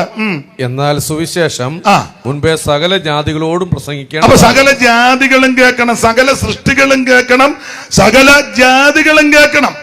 അപ്പൊ ഇത് ഒരു വിഭാഗക്കാരോ മതക്കാരോ സഭക്കാരോ സംഘടനക്കാരോ ഒരു ഏരിയയിലുള്ളവരോ ഒരു ദേശത്തുള്ളവരും മാത്രം കേൾക്കുന്നതല്ല. സുവിശേഷം സകല സൃഷ്ടികളും കേൾക്കണം, സകല ജാതികളും കേൾക്കണം. അതുകൊണ്ടാണ് ഇവിടെയും ഇങ്ങനെ നടത്തുന്നത്. എല്ലാവരും കേൾക്കണം. അത് കത്തോലിക്കര് മാത്രം കേട്ടാ പോരാ, യാക്കോബക്കാര് മാത്രം കേട്ടാ പോരാ, ഓർത്തഡോക്സുകാര് മാത്രം കേട്ടാ പോരാ, മാർത്തോമക്കാര് മാത്രം കേട്ടാ പോരാ, ബെന്തിക്കോസുകാര് മാത്രം കേട്ടാ പോരാ, ബ്രദറുകാര് മാത്രം കേട്ടാ പോരാ, ഹിന്ദുക്കൾ മാത്രം കേട്ടാ പോരാ, മുസ്ലിം സഹോദരങ്ങൾ മാത്രം കേട്ടാ പോരാ, നാമധേയ ക്രിസ്ത്യാനികൾ മാത്രം കേട്ടാ പോരാ. എല്ലാവരും നിരീശ്വരവാദികൾ, ബുദ്ധനും ജൈനനും പാഴ്സിയും എന്ന് വേണ്ട, ഈ ഭൂമിയിൽ മനുഷ്യനായി ജീവിക്കുന്ന സകല മനുഷ്യനും സുവിശേഷം കേൾക്കണം. അതിനായി ബന്ധപ്പെട്ട് ഈ മൈക്കിന്റെ സാങ്ഷനും ഒക്കെ എടുത്ത് ഇങ്ങനെ കേൾപ്പിക്കുന്നത്. അതെ, എന്ത് ബന്ധപ്പെട്ട ഇങ്ങനൊരു യോഗം ഇവിടെ നോക്കുമ്പം ഇങ്ങനെ ഓപ്പൺ ആയിട്ടിരിക്കുന്നു. ഇങ്ങനെയൊക്കെ ഇതിന്റെ പിമ്പിൽ ഒത്തിരി അധ്വാനമുണ്ട്. എന്താ ഇതിന് ഇങ്ങനെയൊക്കെ ചെയ്യാനുള്ള ചേതോവികാരം? സകല സൃഷ്ടികളും ഇത് കേൾക്കണം. ഇത് ആരാ പറഞ്ഞത്? യേശുവപ്പച്ചനാ പറഞ്ഞ്, അല്ല സഭക്കാര് പറഞ്ഞോ ഒന്നുമല്ല. ചില ആൾക്കാർ അവരുടെ പാസ്റ്റർമാര് പറഞ്ഞാ ഇതിനെയെല്ലാം വിട്ടേക്കുന്നു. അല്ല, അയ്യോ ഇത് യേശു പറഞ്ഞതാ. ചില ആൾക്കാർ ധരിച്ചത് അവരുടെ സഭയുടെ നേതാവ് ഇതുങ്ങളെയെല്ലാം ഇറക്കി വിട്ടിരിക്കുക. ഇന്നാളെ ഒരാൾ പറഞ്ഞു എല്ലാത്തിനും കാശ് കൊടുത്ത് ഇറക്കുക, പോയി പറഞ്ഞോടാ. ഇത് നേതാക്കന്മാർ പറഞ്ഞിട്ടൊന്നുമല്ല ഞങ്ങൾ ഈ പറയുന്നേ. നേതാക്കന്മാരിപ്പോൾ അതൊന്നും പറയുന്നില്ല, ഒരു വേറെയല്ലേ പറയുന്നേ. അത് ഞാനിപ്പോൾ പറയുന്നില്ല. നേതാക്കന്മാർക്ക് ഇപ്പം ചൂചാട്ടം പറയാൻ നേരമുണ്ടോ? അല്ല, എല്ലാ സഭയുടെയും നേതാക്കന്മാരെ എല്ലായിടത്തും എടുത്തു. ഒരു സഭയുടെ മാത്രമല്ല. അവർക്ക് ഇതിന് വല്ലോ, അവർക്ക് എങ്ങനെയും ബിഷപ്പിന്റെ കസാര അല്ലെ, മെത്രാന്റെ കസാര, അല്ലെങ്കിൽ തിരുമേനിയുടെ കസാര അല്ലെ, പ്രസിഡന്റിന്റെ കസാര അല്ലെ, സഭയുടെ മേലധ്യക്ഷന്റെ കസാര പോകാതെ എങ്ങനെയും അള്ളിപ്പറ്റി ഇരിക്കണമെന്നല്ലാതെ വേറെ എന്തുവാ ചിന്ത? അതിനുള്ള കാര്യങ്ങൾ അവർ പറഞ്ഞുകൊണ്ടിരിക്കുന്നത്. അതെ, നിങ്ങളെന്നെ ഊറിയ ചിരി ഒന്നും ചിരിക്കേണ്ട, ഉള്ള കാര്യമായി പറയുന്നത്. അപ്പം അവരിതൊന്നും പറയുന്നില്ല. പിന്നെ ഈ സുവിശേഷം പറയണമെന്ന് ആരാ പറഞ്ഞത്? യേശുവപ്പച്ചനാ പറഞ്ഞത്. അങ്ങനല്ലേ വായിച്ചേക്കുന്നു? ഒന്നുകൂടെ വായിച്ചോ കർത്തൃദാസനെ 16-ന്റെ 15-ഉം 13-ന്റെ 10-ഉം മുമ്പേ വായിച്ച വാക്യം തന്നെ വായിരേ. പിന്നെ അവൻ അവരോട് നിങ്ങൾ ഭൂലോകത്തിലൊക്കെ പിന്നെ അവനവരോട് യേശു നേരിട്ട് പറഞ്ഞതാ. അതുകൊണ്ടാ ഞങ്ങൾ ഇത് പറയുന്നത്. ഇത് പറയുമ്പോ തല്ലുമൊക്കെ കിട്ടും, ആക്ഷേപമൊക്കെ ഉണ്ട്, അപമാനമൊക്കെ ഉണ്ട്. ചെല്ലു പറയത്തില്ല ഒരു തൊഴിലും ഇല്ലാതെ കുറെ എണ്ണം ഇറങ്ങിയിട്ടുണ്ട്. അതൊക്കെ ഞങ്ങൾ കേൾക്കും, ഇനിയും കേൾക്കും. ചിലപ്പോ താടിക്ക് വന്ന് തേമ്പി എന്നിരിക്കും. അതൊക്കെ ഞങ്ങൾക്ക് ഇതിനകത്ത് ഉള്ളതാ, ഇതിനകത്തുള്ളതാ. അനാവശ്യം പറഞ്ഞെന്ന് വരും, അതൊക്കെ ഉള്ളതാ. ഇതൊക്കെ ഉണ്ടെന്നും കിട്ടുമെന്നും ഒക്കെ കരുതിയായി ഇറങ്ങിയേക്കുന്നേ. അതിന്റെ കാരണം എന്നാ? ഇത് യേശുവാ പറഞ്ഞ പോയി പറയണമെന്ന്. സഭയുടെ നേതാക്കന്മാരൊന്നും പറഞ്ഞതല്ല, ആ ഒരു വ്യക്തിയല്ല പറഞ്ഞു. യേശു നേരിട്ട് പറഞ്ഞു, നിങ്ങൾ സകല സൃഷ്ടികളോടും സുവിശേഷം അറിയിക്കണം. അപ്പൊ ശ്രദ്ധിക്കുക, ഓടിച്ച് മുമ്പോട്ട് പോകുക. ഒന്ന്, എന്താണ് സുവിശേഷം? യേശു ക്രിസ്തു. എന്തിനാ സുവിശേഷം? സകല മനുഷ്യനും രക്ഷപ്പെടാൻ. ആരാണ് ഇത് കേൾക്കേണ്ടത്? മൂന്നാമത്തെ പോയിന്റാ, സകല ജാതികളും സകല സൃഷ്ടികളും ഇത് കേൾക്കണം. കേൾക്കണം. എഴുന്നേറ്റ് പോകരുത്, പെട്ടെന്ന് പോകരുത്, കേൾക്കണം. അതിനെ ഇത് കേൾക്കണമെന്ന്, ഇത് കേൾക്കാൻ കൊള്ളാവുന്നതാ. സകല സൃഷ്ടിക്കും കേൾക്കാൻ കൊള്ളാവുന്നതാ സുവിശേഷം. സകല ജാതികൾക്കും കേൾക്കാൻ കൊള്ളാവുന്നതാ സുവിശേഷം. അതിനാ സുവിശേഷമേ ജാതി സ്പർദ്ധ ഉണ്ടാക്കുന്നതല്ല. അതുകൊണ്ടാണ് ഇതെല്ലാരും കേൾക്കാൻ പറഞ്ഞേ. ഇത് മതത്തിന്റെ പ്രസംഗമല്ല, മതപ്രസംഗമല്ല. ഞങ്ങളുടെ നോട്ടീസൊക്കെ എടുത്ത് നോക്കിയേ, ഇവിടെ ഒന്നും എഴുതിയിട്ടില്ല മതപ്രസംഗമെന്നില്ല. ഉണ്ടോ?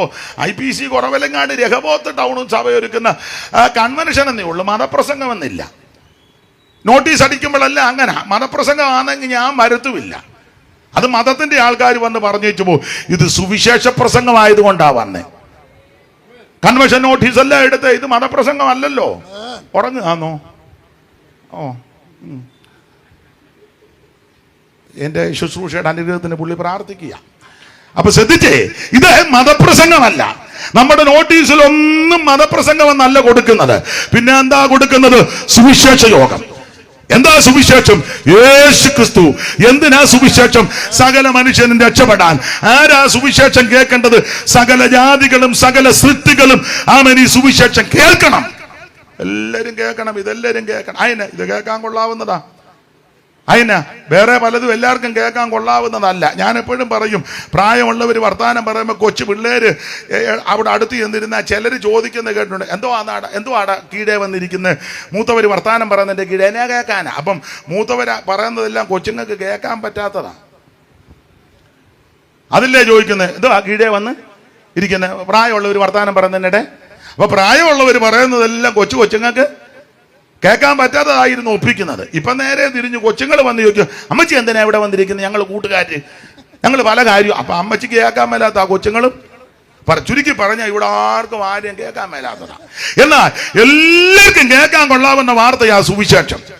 അപ്പച്ചനും കേൾക്കാം, അമ്മച്ചിക്കും കേൾക്കാം, മക്കൾക്കും കേൾക്കാം, കൊച്ചുമക്കൾക്കും കേൾക്കാം, ഭാര്യയ്ക്കും ഭർത്താവിനും മക്കൾക്കും എല്ലാവർക്കും കേൾക്കാൻ. സകല ബിസിനസ് ചെയ്യുന്നവർക്ക് കേൾക്കാം, ജോലിക്കാർക്ക്, പോലീസ് അധികാരികൾ അവർക്കും കേൾക്കാം, രാഷ്ട്രീയക്കാർക്ക് കേൾക്കാം, മത നേതാക്കന്മാർക്ക് കേൾക്കാം, സാമുദായിക സംഘടനക്കാർക്ക് കേൾക്കാം, ഇവിടെ ജോലി ചെയ്യുന്നവർക്ക് കേൾക്കാം. എല്ലാവർക്കും കേൾക്കാൻ പറ്റാവുന്ന നല്ല വാർത്തയാണ് സുവിശേഷം.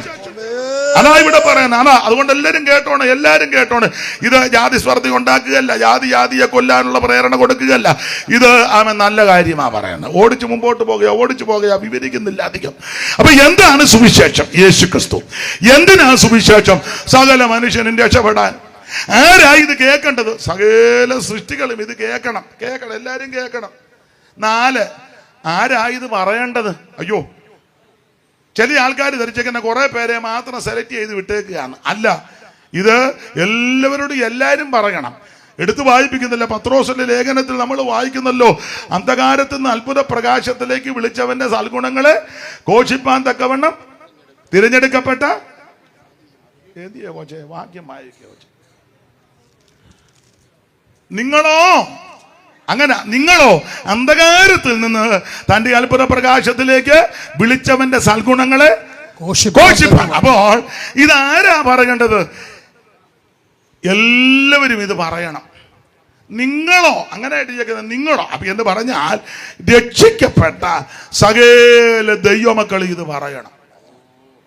അല്ലാതെ ഇത് 3-4 പേർക്ക് മാത്രം കൊടുത്തിരിക്കുന്നതല്ല, സെൻട്രൽ കമ്മിറ്റിയെ ഏൽപ്പിച്ചേക്കുന്നതല്ല, സെൻട്രൽ സെക്രട്ടറിക്ക് കൊടുത്തതല്ല, ഗോസ്പൽ ടീമിന് മാത്രം കൊടുത്തതല്ല. ഏതാ സുവിശേഷ, അങ്ങനെ ചിലർ ധരിച്ചു വെച്ചേക്കുന്നത്.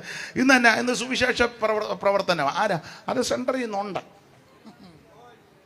ആരാ ഇതിന്റെ പ്രസിഡന്റ്? ആരാ പ്രസിഡന്റ്? ഇന്ന് വരെ പറഞ്ഞിട്ടുമില്ല. ഇവിടുത്തെ പ്രസിഡന്റ് അല്ല, പല പ്രസിഡന്റും ഇന്ന് വരെ ഇത് പറയേണ്ടതുപോലെ പറഞ്ഞിട്ടുമില്ല. ആരാ ഇതിന്റെ ചുമതലപ്പെട്ടവര്? ആ പുള്ളി ഓഫീസിലുണ്ട്, പുള്ളി ഓഫീസിൽ ഇരിക്കുകയേ ഉള്ളൂ. അപ്പൊ ഇതാരാ ഇത് പറയേണ്ടത്? ആമേ, രക്ഷാനിർണയം പ്രാപിച്ച സകല ദൈവമക്കളും ഈ സുവിശേഷം അറിയിക്കണം, സൽഗുണങ്ങളെ അറിയിക്കണം. അതന്നെ ഇത് അറിയിക്കാൻ കൊള്ളാവുന്ന മാർഗമാണ്. ദൈവത്തിന്റെ മകത്ത് ഓടിച്ചു പോകുക. അപ്പൊ എന്താണ് സുവിശേഷം? എന്തിനാണ് സുവിശേഷം? ആ സുവിശേഷം ആര് കേൾക്കണം? ആ സ്തോത്രം മാത്രം ആര് പറയണം? 4 കാര്യം ചിന്തിച്ചു. 5ാമത്തെ തലക്കെട്ട് ആണ്ട് എഴുതിക്കോ മോനെ. 5ാമത്തെ തലക്കെട്ട് എങ്ങനാ ഇത് പറയേണ്ടത്? എങ്ങനെ പറയണം? 1, എല്ലാം വാക്യങ്ങളുണ്ട്, എല്ലാം ഇപ്പൊ എടുപ്പിക്കുന്നില്ല. ആദ്യം ഈ പറയുന്ന പുള്ളിക്ക് വിശ്വാസം ഉണ്ടായിരിക്കണം. വേണ്ടേ?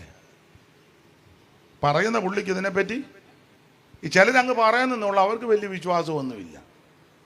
കാരണം ഇത് പറഞ്ഞു വെച്ചാൽ അവർ പിന്നെ ഉടനെ പറയാം നമുക്ക് മെഡിക്കൽ കോളേജിലോട്ട് പോകാം, ഇവിടെ പറഞ്ഞത് യേശു സൗഖ്യമാക്കുമെന്ന്.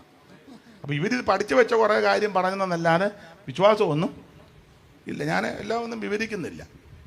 ഇത് പറയുന്നയാൾക്ക് വിശ്വാസം വേണ്ടേ? എങ്ങനെയാ പറയേണ്ടത്? ചുമ്മാ 5-6 വാക്യം പറഞ്ഞേച്ച് പോകുമല്ല. വായിച്ചോ എന്നും പറഞ്ഞ് വാക്യം ഇത് പറയുമ്പോൾ അതിന് രീതിയുണ്ട്. വായിച്ച് തെസ്സലോനിക്കർക്ക് എഴുതിയ 1-ാം ലേഖനം അതിൻ്റെ 1-ാം അധ്യായത്തിന്റെ 5-ാമത്തെ വാക്യം വായിച്ചു. 1-ാം ലേഖനം 1-ാം അധ്യായം 5-ാം വാക്യം. എങ്ങനെ? ഞങ്ങളുടെ സുവിശേഷം വചനമായി മാത്രമല്ല. കുറെ വാക്യം മാത്രം പറഞ്ഞേച്ച് പോകുമല്ല, വാക്യം മാത്രം ഒന്നും പറയുകയല്ല. ചിലടത്ത് ചെല്ലുമ്പോ ഇങ്ങനെ വാക്യം മാത്രം നിന്ന് പറയും. കണ്ടിട്ടില്ലേ? കേട്ടിട്ടില്ലേ? വാക്യം മാത്രം. പിന്നെ അങ്ങനല്ല പറയേണ്ടത്. പിന്നെ വചനമായി മാത്രമല്ല, ഞങ്ങളുടെ സുവിശേഷം വചനമായി മാത്രമല്ല, പിന്നെ എന്ത് പാടുത്തത്? ശക്തിയോടും പരിശുദ്ധാത്മാവോടും ബഹുനിശ്ചയം. അപ്പൊ ഇങ്ങനെ ഇത് പറയണ്ടേ? ശക്തിയും വേണം, പരിശുദ്ധാത്മാവും വേണം, ബഹുനിശ്ചയവും വേണം. ചെല്ല് പറയുന്ന കേട്ടാ ഒരു ശക്തിയും ചൈതന്യവും ഒന്നുമില്ല. അതാ കേൾക്കുന്നവർ പറയും എങ്ങനെ ഉണ്ടായിരുന്നു? കുഴപ്പമില്ല, വചനമൊക്കെ പറഞ്ഞു. എന്നിട്ടോ ഒരു ഉണക്കപ്രസംഗമായിരുന്നു. നിൽക്കുന്നത് തന്നെ ഉണക്കയായിട്ടാ, വരുന്നതും ഉണക്കയാ. അതിന് ആൾക്കാരങ്ങ് പോവുക. രോഗം കഴിയുമ്പോൾ ഉണക്ക. നിങ്ങൾ കണ്ടിട്ട് ലീഡ് ചെയ്യുന്നത് ഉണക്ക, പ്രാർത്ഥിക്കാൻ വരുന്ന 2 ഉണക്ക, പ്രസംഗിക്കാൻ വരുന്ന 2 ഉണക്ക, പാട്ട് പാടുന്ന ഓരോ ഉണക്ക, കേൾക്കുന്നത് കണ്ടമാനം ഉണങ്ങിയത്. ഇങ്ങനെയൊന്നും അല്ല ഇത് പറയേണ്ടത്. പിന്നെ എങ്ങനെയാ ഇത് പറയാ? അല്ല, ഞാനങ്ങ് തുറന്നു പറയാ, ഇഷ്ടപ്പെട്ടാലും ഇഷ്ടപ്പെട്ടില്ല. ഇതെങ്ങനാ പറയേണ്ടത്? ശക്തിയോടും പരിശുദ്ധാത്മാവോടും ബഹുനിശ്ചയത്തോടും. ഒന്നുകൂടെ വായിച്ചോ. ഒന്ന് ഉണക്ക വായനയല്ല, നന്നായിട്ട് വായിച്ചു. ഞങ്ങളുടെ വചനം അങ്ങനെ വായന. ദൈവത്തിന്റെ മഹത്വം. ഞങ്ങളുടെ സുവിശേഷം വചനമായി മാത്രമല്ല. കുറെ വാക്യം പറഞ്ഞേച്ച് പോകുകയല്ല. അങ്ങനെ പറയുന്നവരുണ്ട്. ഒരു വാക്യം എടുത്ത് 7ആയിട്ട് കീറി, പിന്നെ അത് ഒന്നുകൂടെ കീറി, പിന്നെ അത് 2ആയിട്ട് കീറി, പിന്നെ അതിന്റെ ഗ്രീക്ക്, ഹീബ്രു, ലാറ്റിൻ പദം എല്ലാം കീറി കുറെ വാക്യം. അതൊന്നും അല്ല, അങ്ങനല്ല. അത് പറയണം വാക്യം. പക്ഷെ കുറെ വാക്യം മാത്രം പറഞ്ഞാൽ പോരാ. എഴുതിയിരിക്കുക ഞങ്ങളുടെ സുവിശേഷം വചനമായി മാത്രമല്ല, പിന്നെയോ ശക്തിയോട്. ഇത് പറയുമ്പോൾ ശക്തി ഉണ്ടായിരിക്കണം. നിനക്കും ശക്തി ഉണ്ടായിരിക്കണം, കേൾക്കുന്നവന് ശക്തിപ്പെടണം. ഇങ്ങനെ ഇരുന്ന് കേൾക്കുന്നല്ലോ. ആട്ടെ, ശക്തി ഈ ഗ്രൗണ്ട് ആയതുകൊണ്ടായിരിക്കും. ആട്ടെ, അപ്പൊ അതൊക്കെ ലൈലാൻഡിന്റെ വണ്ടി കയറി വരും പോലെ വരുന്നുണ്ട്. ശക്തിയോടും പിന്നെ പരിശുദ്ധാത്മാവോടും ബഹുനിശ്ചയത്തോടും കൂടെ ഇത് അറിയിക്കേണ്ടത്. അപ്പോൾ ഇങ്ങനെ ആ സുവിശേഷം അറിയിക്കേണ്ടത്. എല്ലാം വിവരിക്കുന്നില്ല. വാച്ചിഞ്ഞതായില്ലേ, ഞാൻ അങ്ങ് നിന്ന് പ്രസംഗിക്കും, പിന്നെ അതൊക്കെ പ്രശ്നമായി തീരും. സമയം കൂടുതലെടുത്തെന്നും പറഞ്ഞു. അതുകൊണ്ട് വാച്ചിഞ്ഞതാ, ഇത് കറക്റ്റ് ആണല്ലോ. ആട്ടെ, അപ്പൊ ശ്രദ്ധിക്കുക, എന്താണ് സുവിശേഷം? യേശു ക്രിസ്തു. എന്തിനാ സുവിശേഷം? സകല മനുഷ്യനും രക്ഷപ്പെടാൻ. ആരാ കേൾക്കേണ്ടത്? സർവ്വസൃഷ്ടികളും സകല ജാതികളും കേൾക്കണം. സ്തോത്രം. എല്ലാവരും ഇത് കേൾക്കണം. ആരാ ഇത് പറയേണ്ടത്? രക്ഷിക്കപ്പെട്ട സകല ദൈവമക്കൾ ഇത് പറയണം. സൽഗുണം ഘോഷിച്ചോണം. ഇതെങ്ങനെ പറയണം? അതായിപ്പോ കേട്ടത്. ശക്തിയോടും പരിശുദ്ധാത്മാവോടും ബഹുനിശ്ചയത്തോടും കൂടെ പറയണം. 6 ഇങ്ങനെ പറയുമ്പോ എങ്ങനെ കേൾക്കണം? ഇങ്ങനെയാണോ ഇരുന്ന് കേൾക്കുന്നേ? ഇങ്ങനെയും ഇരിക്കുന്നല്ലോ. എങ്ങനെയാ ഇത് കേൾക്കേണ്ടത്? ഇവിടെ ഇരിക്കുന്ന കസേരയിൽ ഇരിക്കുന്നവരോടാ. ഇങ്ങനെയൊക്കെ ശക്തിയോടും പരിശുദ്ധാത്മാവോടും ബഹുനിശ്ചയത്തോടും പറയുമ്പോ എങ്ങനെയാ കേൾക്കേണ്ടത്? വായിച്ചോ. അധ്യായത്തിന്റെ 6-ാം വാക്യം വായിര്. എങ്ങനെ കേൾക്കണം? 1-ാം അധ്യായത്തിന്റെ 6-ാം വാക്യം. ബഹുകഷ്ടം സഹിക്കേണ്ടി വന്നിട്ടും നിങ്ങൾ പരിശുദ്ധാത്മാവിന്റെ സന്തോഷത്തോടെ വചനം കൈക്കൊണ്ട്. ഇങ്ങനെ വേണം കൈക്കൊള്ളാൻ. കേൾക്കേണ്ടത് ഇങ്ങനെ. ബഹുകഷ്ടം സഹിക്കേണ്ടി വന്നിട്ടും പരിശുദ്ധാത്മാവിന്റെ സന്തോഷത്തോടെ വചനം കൈക്കൊണ്ട്. ഇത് കേൾക്കുമ്പോ നല്ല സന്തോഷത്തോടെ വേണം കേൾക്കാൻ. അല്ലാതെ വള്ളം മുങ്ങിയതുപോലെ വലിയ നഷ്ടക്കച്ചവടം വന്നതുപോലെ കേൾക്കുന്നു. നാളൊരുത്തൻ കേൾക്കുന്ന കണ്ട് അവനും ഇരുന്ന് കേൾക്കുക. ഞാൻ ചോദിച്ചു, തലവേദനയാണ്? ഒരു വേദനയില്ലെന്ന് പറഞ്ഞു. ഇങ്ങനെ കേൾക്കുന്നത്. ഇത് കേൾക്കേണ്ടത് പരിശുദ്ധാത്മാവിന്റെ സന്തോഷത്തോടെ കേൾക്കണം.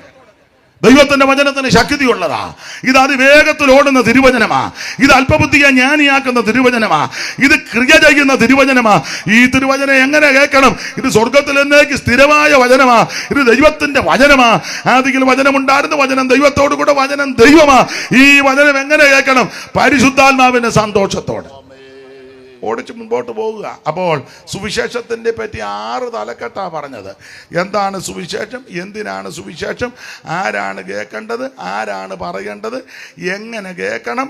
ആമേൻ, സ്തോത്രം. ഇത് കാര്യങ്ങളായി ഇപ്പൊ പറഞ്ഞുകൊണ്ടിരുന്നത്. ദൈവത്തിന് മഹത്വം. ഇനി 7-ാമത്തെ തലക്കെട്ട് ഈ സുവിശേഷത്തിന്റെ വിശേഷതയാണ്. എന്താണ് സുവിശേഷത്തിന്റെ വിശേഷത? ഞാൻ ചില കാര്യങ്ങൾ പറയാം. സുവിശേഷത്തിന് ഒത്തിരി വിശേഷതയുണ്ട്. എല്ലാം ഒന്നും ഇപ്പൊ പറഞ്ഞ് ഫലിപ്പിക്കാനും പറഞ്ഞ് തീർക്കാനും ഒന്നും നേരമില്ല. അപ്പം ലഭിച്ച സമയത്തിന്റെ പരിധിയിൽ നിന്ന് ചില കാര്യം ചിന്തിക്കാം. എന്താണ് സുവിശേഷത്തിന്റെ വിശേഷത? സമയമായില്ല മോളെ, വാച്ച് നോക്കണ്ട. ഇവിടെ ഉണ്ട് വാച്ച്. ഇത് കറക്റ്റാന്ന് ദൈവദാസൻ പറഞ്ഞു. ഇനി മോള് നോക്കണ്ട. ഒക്കെ ഞാൻ എൻ്റെ സമയത്ത് നിർത്തി തരാം. ഇടയ്ക്ക് ഇങ്ങനെ നോക്കുന്നു. അപ്പൊ ശ്രദ്ധിക്കുക, എന്താണ് സുവിശേഷത്തിന്റെ വിശേഷത? ചില കാര്യങ്ങൾ വചനത്തിൽ നിന്ന് ചിന്തിക്കുക. 1, സുവിശേഷത്തിന്റെ വിശേഷത ഇത് രക്ഷിക്കുന്ന മാർഗമാണ്. എന്താ സുവിശേഷം? സുവിശേഷം രക്ഷിക്കുന്ന മാർഗമാണ്. വായിച്ചോ. റോമാലേഖനം 1-ാം അധ്യായത്തിന്റെ 16-ാം. എല്ലാം വചനത്തിൽ നിന്നാ. കാരണം ഇവിടെ പറയുന്നതൊക്കെ വേറെ പുസ്തകത്തിലാന്ന് മനസ്സിലാക്കണം. അതിനാ. അല്ല ചുമ്മാ വരുന്നതെല്ലാം വായി വരുന്നതെല്ലാം പറഞ്ഞു വെച്ച് പോയതല്ല. പറഞ്ഞതെല്ലാം വചനത്തിന്റെ അടിസ്ഥാനത്തിലാ. വായിര്. സുവിശേഷത്തെ കുറിച്ച് എനിക്ക് ലജ്ജയില്ല. സുവിശേഷത്തെ കുറിച്ച് എനിക്ക് ലജ്ജയില്ല. വിശ്വസിക്കുന്ന ഏവനും ആദ്യം യഹൂദനും പിന്നെ യവനനും അത് രക്ഷയ്ക്കായി ദൈവശക്തിയാ. ഇന്ന് രാത്രി എന്നെ കേൾക്കുന്ന പ്രിയരെ, സുവിശേഷത്തിന്റെ വിശേഷത ഇത് രക്ഷിക്കുന്ന മാർഗം. ആരെ രക്ഷിക്കുവന്ന? സകല മനുഷ്യനെയും രക്ഷിക്കും. സുവിശേഷത്തിന്റെ വിശേഷത ഇത് രക്ഷിക്കുന്ന മാർഗം. മറ്റൊരുത്തനും രക്ഷയില്ല. യേശു ക്രിസ്തു ഏക രക്ഷകൻ, യേശു ക്രിസ്തു ഏക രക്ഷിതാവ്. അപ്പോൾ അതാ ഇന്ന് രാത്രി ഇവിടെ ഓർപ്പിക്കുന്നത്. ഇതൊരു വിഭാഗത്തിന്റെയോ മതത്തിന്റെയോ സഭക്കാരുടെ അല്ല. യേശു മുഴു ലോകത്തിന്റെയും ദൈവമാണ്. അപ്പോൾ ഈ സുവിശേഷത്തിന്റെ വിശേഷത 1, ഇത് രക്ഷിക്കുന്ന മാർഗമാണ്. ഈ രക്ഷ പ്രാപിക്കാൻ പൈസയൊന്നും കൊടുക്കണ്ട, നേർച്ചയൊന്നും വിടണ്ട, 5 പൈസ കൊടുക്കണ്ട, അര കാശ് കൊടുക്കണ്ട, ഭൗതിക വസ്തുക്കളൊന്നും കൊണ്ട് കൊടുക്കണ്ട, അരിയും തുണിയും മണിയും കിണിയും ഒന്നും കൊടുക്കണ്ടെന്ന് വേണ്ട, ഒന്നും കൊടുക്കണ്ട. അല്ല കൊടുത്തിട്ട് എന്നെ എടുക്കാനാ? ഇതെല്ലാം ദൈവം തമ്പുരാൻ സൃഷ്ടിച്ചതല്ലേ? ആ സൃഷ്ടിച്ച ദൈവത്തിന് നമ്മൾ എന്തോ കൊണ്ട് കൊടുക്കാൻ? ഇത് കാണുന്ന മുഴുവൻ ദൈവം സൃഷ്ടിച്ചതാ. മുഴുവനും ഉണ്ടാകട്ടെന്ന് പറഞ്ഞപ്പോൾ അവിടുത്തെ വാക്കിനാൽ ഉളവാക്കിയതാ സകലതും. ഒറ്റ വാക്കുകൊണ്ട് ഉളവാക്കിയതാ സകലതും ദൈവം. ആ ദൈവത്തിന് ആമൻ സ്തോത്രം നമ്മളൊന്നും കൊണ്ട് കൊടുത്തിട്ട് കാര്യമൊന്നുമില്ല. സമുദ്രത്തെ നോക്കിയിട്ട് ദൈവം പറഞ്ഞു, കൂട്ടമായി സമുദ്രത്തിൽ ഈ മത്സ്യങ്ങൾ ജനിക്കട്ടെ. എൻ്റെ ഭാഷയാ. തിമിങ്ങല മുതൽ ചൂട വരെ ദൈവം സൃഷ്ടിച്ചതാ. ഒറ്റ വാക്ക് കൊണ്ട് തിമിങ്ങല മുതൽ ചൂട വരെ. എന്നാ വരാ നമ്മൾ ചൂരയെ പിടിച്ചുകൊണ്ട് വന്ന് 2 ചൂര ദൈവത്തിന്. ദൈവം ഇരുന്ന് ഇരിക്കുക വീട്ടി. ഞാൻ ഇല്ലയോടാ തിമിങ്ങലത്തെ സൃഷ്ടിച്ച, പിന്നെ നിന്റെ 2 ചൂരയാണോ എനിക്ക് ആവശ്യം? ദൈവത്തിന് ചൂരയും വേണ്ട, കേരയും വേണ്ട. ദൈവത്തിന് നിന്നെ മതി, ദൈവത്തിന് നിന്നെ മതി, ദൈവത്തിന് മഹത്വം. Praise the Lord. അപ്പോൾ ഈ കാണുന്നതിനെ എല്ലാം സൃഷ്ടിച്ചവൻ ദൈവമാണ്. നക്ഷത്രമണ്ഡലങ്ങളെയും ആകാശഗംഗ മുഴുവൻ സൃഷ്ടിച്ചവൻ, ഈ ഭൂചര കേചര വസ്തുക്കളെ സൃഷ്ടിച്ചവൻ, ആ മൃഗജാലങ്ങളെ, ഇടജാതികളെ, പറവജാതികളെ സകലത്തെയും സൃഷ്ടിച്ചവൻ ആ ദൈവം. ദൈവത്തിന് നമ്മളൊന്നും കൊണ്ട് കൊടുത്തിട്ട് ഏകുകയല്ല. ദൈവത്തിന് ഇതൊന്നും ആവശ്യമില്ല. വായിച്ചോ മീഖാ പ്രവചനം 6-ാം അധ്യായത്തിന്റെ 6-ാം വാക്യം. ദൈവത്തിന് വല്ലതും വേണോന്ന്? മീഖാ പ്രവചനം 6-ാം അധ്യായത്തിന്റെ 6-ാം വാക്യം പെട്ടെന്ന് വായിച്ചോ. മീഖാ 6:6. എന്തോന്നുകൊണ്ട് ഞാൻ യഹോവയുടെ സന്നിധിയിൽ ചെന്ന്, എന്തോന്നും കൊണ്ട് ഞാൻ യഹോവയുടെ സന്നിധിയിൽ ചെന്ന് അത്യുന്നത ദൈവത്തിന്റെ മുമ്പാകെ കുമ്പിടേണ്ടു. എന്തോന്നും കൊണ്ട് അങ്ങോട്ട് ചെന്ന് കുമ്പിടുവന്ന ചോദ്യം അടുത്തത്. ഞാൻ ഹോമയാഗങ്ങളോടും 1 വയസ്സ് പ്രായമുള്ള കാളക്കിടാക്കളോടും കൂടെ അവന്റെ സന്നിധിയിൽ ചെല്ലണമോ? അടുത്തത് 1000 ആട്ടുകൊറ്റലിലും 10,000 തൈലനദികളും യഹോവ പ്രസാദിക്കുമോ? പിന്നെ എന്റെ അതിക്രമത്തിന് വേണ്ടി ഞാൻ എന്റെ ആദ്യജാതനെയും ഞാൻ ചെയ്ത പാപത്തിന് വേണ്ടി എന്റെ ഉദരഫലത്തെയും കൊടുക്കണമോ? അടുത്ത വാക്യം. മനുഷ്യ നല്ലത്. ഇത് ശ്രദ്ധിക്കണം. അപ്പൊ നിന്റെ ആട് വേണ്ട, മാട് വേണ്ട, കാള വേണ്ട, കഴുത ഒന്നും ദൈവത്തിന് വേണ്ടെന്ന്. മൃഗബലിയും വേണ്ടെന്ന്, അരബലിയും വേണ്ട. പിള്ളാരെയും കൊല്ലരുത്, മൃഗത്തെയും കൊല്ലണ്ട. ദൈവത്തിന് ഇതൊന്നും ആവശ്യമില്ലെന്ന്. ദൈവത്തിന് വിശന്നാ ചോദിക്കുവോന്നാ വായിച്ച് ഒരു വാക്യം. ഇത് മറിക്കാതെ കണ്ട് വേറൊരു വാക്യം വായിച്ചേ. 50-ാം സങ്കീർത്തനത്തിന്റെ 9-ാം വാക്യം വായിര്. സങ്കീർത്തനം 50-9 പെട്ടെന്ന് വായിച്ചു. 50-9 പെട്ടെന്ന് വായിര്. നിന്റെ വീട്ടിൽ നിന്ന് കാളയെയോ? ദൈവം ചോദിക്കുക, നിന്റെ വീട്ടിൽ നിന്ന് വേവിച്ചാ, നിന്റെ വീട്ടിൽ നിന്ന് കാളയോ? നിന്റെ തൊഴുത്തുകളിൽ നിന്ന് കോലാട്ടുകൊറ്റന്മാരെയോ? നിന്റെ തൊഴുത്തിൽ നിന്ന് കോലാട്ടുകൊറ്റനെയോ ഞാൻ എടുക്കയില്ല. ദൈവം പറയാ, വേവിച്ചന്റെ കാളയും വേണ്ട, മേലിക്കുട്ടിയുടെ ആട് ഒന്നും വേണ്ടെന്ന്. ദൈവത്തിന് ഇതൊന്നും ആവശ്യമില്ല. പിന്നെ കാട്ടിലെ സകല മൃഗവും പർവ്വതങ്ങളിലെ 1000 ജന്തുക്കളും എനിക്കുള്ളവയാകുന്നു. പിന്നെ ദൈവത്തിന് നിന്റെ ആടോ, മാടോ, കാളയോ, കഴുതിയോ ദൈവത്തിന് വേണോ? വേണ്ട, ഒന്നും വേണ്ട. ദൈവത്തിന് ഇതൊന്നും വേണ്ട. പിന്നെ അടുത്ത വാക്യം. മലകളിലെ പക്ഷികളെയൊക്കെയും ഞാൻ അറിയുന്നു. ഞാൻ മുഴുവൻ പക്ഷിയെ ദൈവം സൃഷ്ടിച്ചതാണ്. അന്നേരം നമ്മൾ 2 പെടക്കോഴി ഇതാർക്കാ? അത് ദൈവത്തിന്. പിന്നെ പുള്ളി പെടുന്നിരിക്കാൻ പോവില്ലയോ? ദൈവത്തിന് നിന്റെ പെടക്കോഴിയും വേണ്ട, പൂവൻകോഴിയും വേണ്ട, ആടും വേണ്ട, മാടും വേണ്ട, കാളയും വേണ്ട, ഒന്നും വേണ്ട. പിന്നെ ദൈവത്തിന്റെ പൈസയും വേണ്ട. ദൈവത്തിന് ആവശ്യം നിന്നെയാ. ഇന്ന് രാത്രി കേൾക്കുന്ന ഇടത്ത്, ആമ ഇരിക്കുന്ന ഇടത്ത്, ആമ ശ്രദ്ധിക്കുന്ന ഇടത്ത് ഒരൊറ്റ വാക്ക് പറഞ്ഞാൽ മതി. എന്റെ ദൈവമേ എന്നെ രക്ഷിക്കണം, എന്റെ ദൈവമേ എന്നെ ഉപേക്ഷിക്കരുത്, എന്റെ ദൈവമേ എന്നെ നശിപ്പിക്കരുത്, എന്റെ ദൈവമേ എന്നെ രക്ഷിക്കണം, എന്റെ യേശുവേ എന്റെ ഉള്ളത്തിലേക്ക് വരണം. ആര് പ്രാർത്ഥിക്കും അവരെ ഇന്ന് രാത്രി യേശു രക്ഷിക്കും. മറ്റൊരുത്തനും രക്ഷയില്ല. യേശു ക്രിസ്തു ഏകരക്ഷകൻ. യേശുവല്ലാതെ വേറൊരു രക്ഷകൻ ഇകത്തിലുണ്ടോ പറക മന്നമ്മേ, ഇകത്തിലുണ്ടോ പറക. യേശുവല്ലാതെ വേറൊരു രക്ഷകൻ ഇകത്തിലുണ്ടോ പറക മന്നമ്മേ, ഇകത്തിലുണ്ടോ പറക.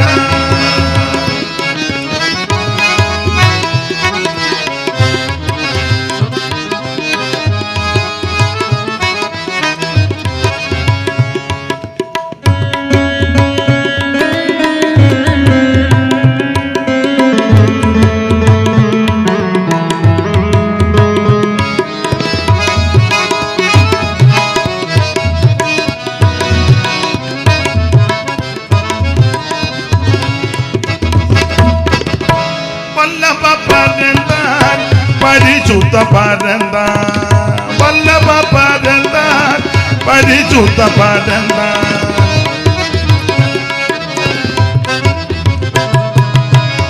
വല്ലഭ പരന്താൻ, പരിശുദ്ധ പരന്താൻ, വല്ലഭ പരന്താൻ.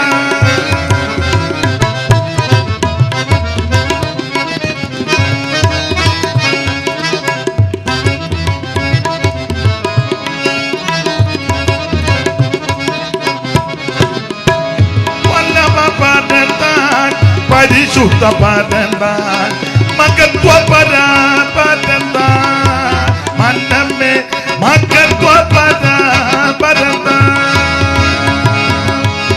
യേശുവല്ലാതെ വേറൊരു രക്ഷകൻ ഇകത്തിലുണ്ടോ പറക മന്നമ്മേ, ഇകത്തിലുണ്ടോ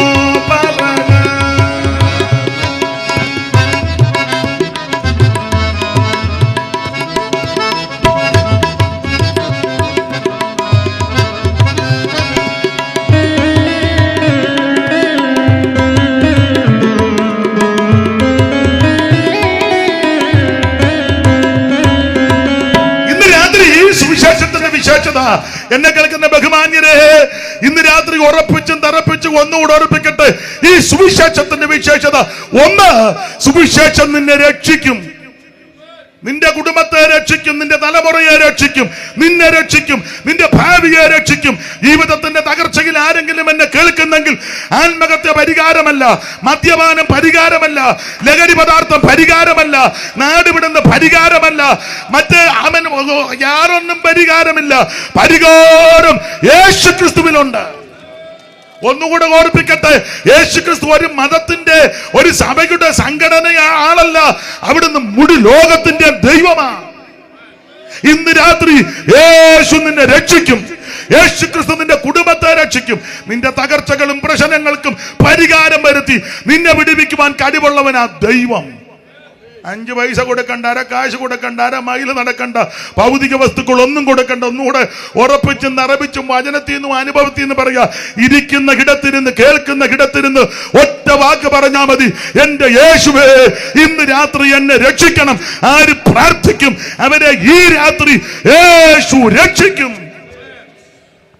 രക്ഷിപ്പാൻ മാർഗം വേറെയില്ല, രക്ഷകനേശു താൻ വഴിയേ. രക്ഷിപ്പാൻ മാർഗം വേറെയില്ല, രക്ഷകനേശു താൻ വഴിയേ. വരുമീ നല്ല സമയം.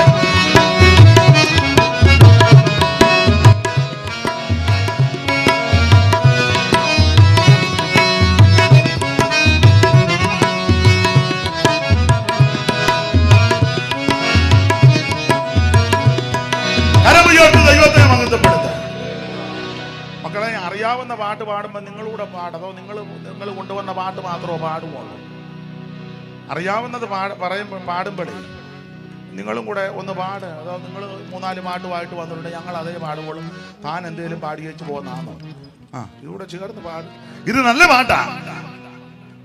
ഉലകമായ അജഗ് സമം അതു നമ്മാതെ മയക്കു നിന്നെ, ഉലകമായ അഴകു സമം അതു നമ്മാതെ മയക്കു നിന്നെ.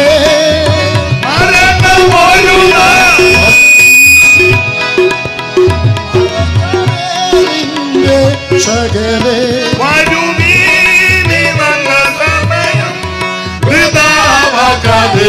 നിന്നെ യേശു വിളിച്ചിടുന്നു.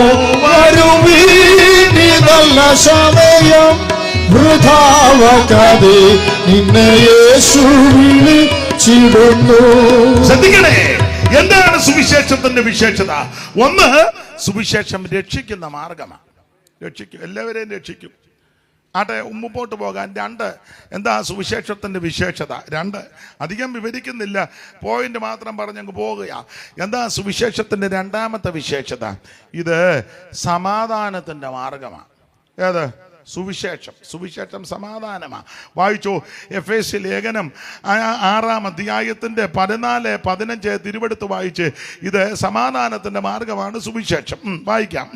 നിങ്ങളുടെ അരയ്ക്ക് സത്യം കെട്ടി, നിങ്ങളുടെ അരയ്ക്ക് സത്യം കെട്ടിയും നീതി എന്ന കവചം ധരിച്ചും സമാധാന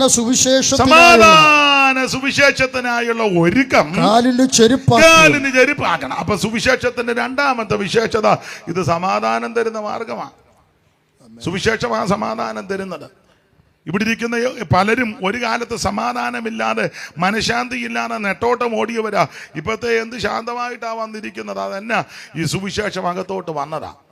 ഈ മൈക്ക് ഇവിടെ ഇരിക്കുന്ന ചില സഹോദരന്മാരുടെ കയ്യിലും ചില സഹോദരിമാരുടെ കയ്യിലും കൊടുത്ത് ഇങ്ങോട്ട് കയറി 2 വാക്ക് പറഞ്ഞാൽ അവരെല്ലാവരും ഏകസ്വരത്തോടെ പറയുന്ന കാര്യം ഒന്നിതാ: ഒരു കാലത്ത് സമാധാനമില്ലായിരുന്നു, എന്നാൽ യേശു ഞങ്ങൾക്ക് സമാധാനം തന്നു.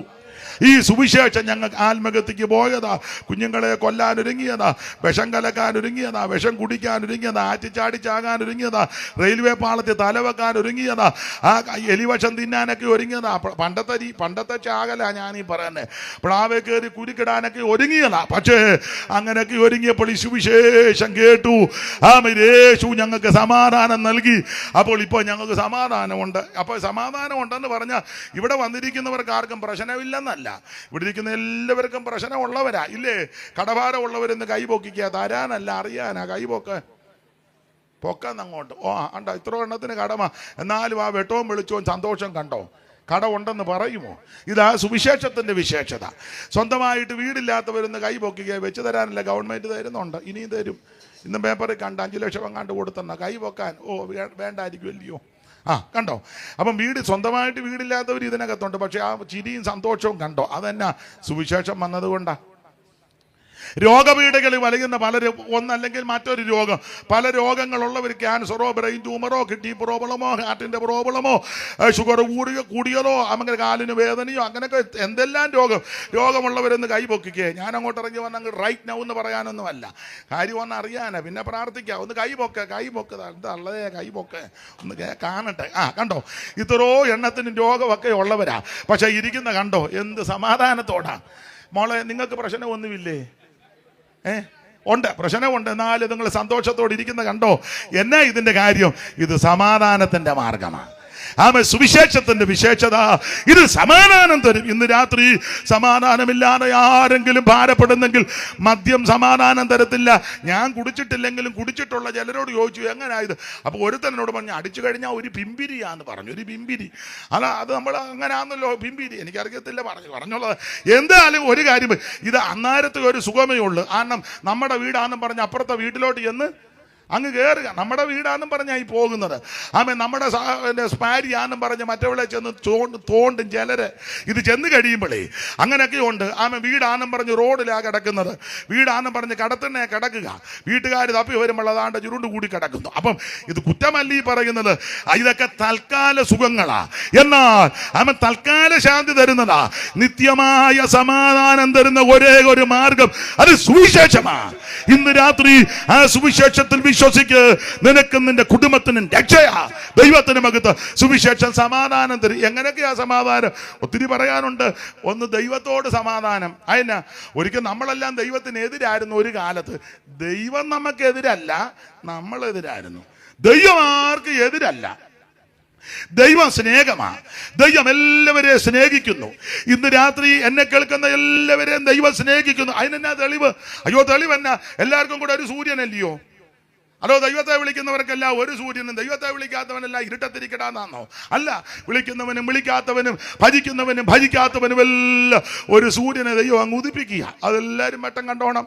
എല്ലാവർക്കും കൂടെ ഒരു ചന്ദ്രൻ, എല്ലാവർക്കും വായു, എല്ലാവർക്കും ജലം. ഇത് ദൈവം ദുഷ്ടന്റെ മേലും നീതിമാന്റെ മേലും മഞ്ഞും മഴയും അയക്കുക. അതുകൊണ്ടാണ് ഞാൻ പറഞ്ഞ ദൈവം ശത്രുവല്ല, ദൈവം എല്ലാവരെയും സ്നേഹിക്കുന്നു. ഇന്ന് രാത്രി നിന്നെ സ്നേഹിക്കുന്ന സഹോദര, സുഹൃത്തെ, മാതാവേ, പിതാവേ, അപ്പച്ച, അമ്മച്ചി, സകല മനുഷ്യരെയും ദൈവം സ്നേഹിക്കുന്നു. ദൈവം സ്നേഹമാ. അപ്പോൾ ദൈവം സ്നേഹമാ. പക്ഷെ നമ്മളെല്ലാം ദൈവത്തിനെതിരായിരുന്നു ഒരു കാലത്ത്. എന്താ? സുവിശേഷത്തിനെതിര്, ദൈവ പ്രവർത്തിക്കെതിര്, ദൈവത്തിനെതിര് ശത്രുക്കളായിരുന്നു നമ്മൾ. എന്നാൽ ആ എതിരായിരുന്ന എന്നെയും നിങ്ങളെയും ദൈവത്തോട് സമാധാനത്തിലാക്കിയ മാർഗമാ സുവിശേഷം. അതൊരു വേദപഠിതാവ് പറഞ്ഞിരിക്കുന്നത്, അവിടുന്ന് ക്രൂശിൽ കിടക്കുമ്പോൾ, ആണികളാൽ തറയ്ക്കപ്പെട്ട് കിടക്കുമ്പോൾ അദ്ദേഹത്തിന്റെ ഒരു ഭാവനയാ, ആശയമാ, ഉപദേശമല്ല, ആശയമാ. അദ്ദേഹം പറയുക, ഒരു കൈ ദൈവത്തെ പിടിച്ചു യേശു, ഒരു കൈ പാപികളും ദോഷികളുമാകുന്ന നമ്മളെ പിടിച്ചു. നമ്മളെ ഈ കൈ കൊണ്ട് പിടിച്ച് ദൈവത്തോട് നിരപ്പിച്ചു. ഇപ്പൊ നമ്മൾ ദൈവമക്കളായി തീർന്നു. അതുകൊണ്ടാണ് യോഹന്നാൻ പറഞ്ഞ, കാൺമീൻ, നാം ദൈവമക്കളായി തീർന്നിരിക്കുക. ദൈവമക്കൾ എന്ന് വിളിക്കപ്പെടുവാൻ എത്ര വലിയ ഭാഗ്യമാണ് തന്നിരിക്കുന്നത്. അതുകൊണ്ടാണ്, മക്കളായതുകൊണ്ടാണ് നമ്മൾ നേരിട്ടാ ഇപ്പൊ പറയുന്നത്, അപ്പച്ചാ. അല്ല, വേറെ പാസ്റ്ററോട് പറയണ്ട, പാസ്റ്റർ എനിക്ക് വേണ്ടി ഒന്ന് പറയണമെന്ന് പറയണ്ട, നേരിട്ട് പറയാം, നേരിട്ട് എന്ന് പറയാം. അതുകൊണ്ടല്ലേ ഞാൻ എൻ്റെ ശബ്ദമുയർത്തി എൻ്റെ ദൈവത്തോട്, ഇടയ്ക്ക് ആരെയും നിർത്തണ്ടെന്ന്, ഇടയ്ക്ക് ആരും വേണ്ടെന്ന്, നേരിട്ട് ദൈവത്തോട് കാര്യം പറയാം. അതുകൊണ്ടല്ലേ നമ്മളൊരു പാട്ട് പാടുകയല്ലേ, എൻ ദൈവം നല്ലവൻ എന്നെന്നുമേ, എന്നാഥൻ വല്ലവൻ എന്നാലുമേ, എൻ ദൈവം നല്ലവൻ എന്നെന്നുമേ,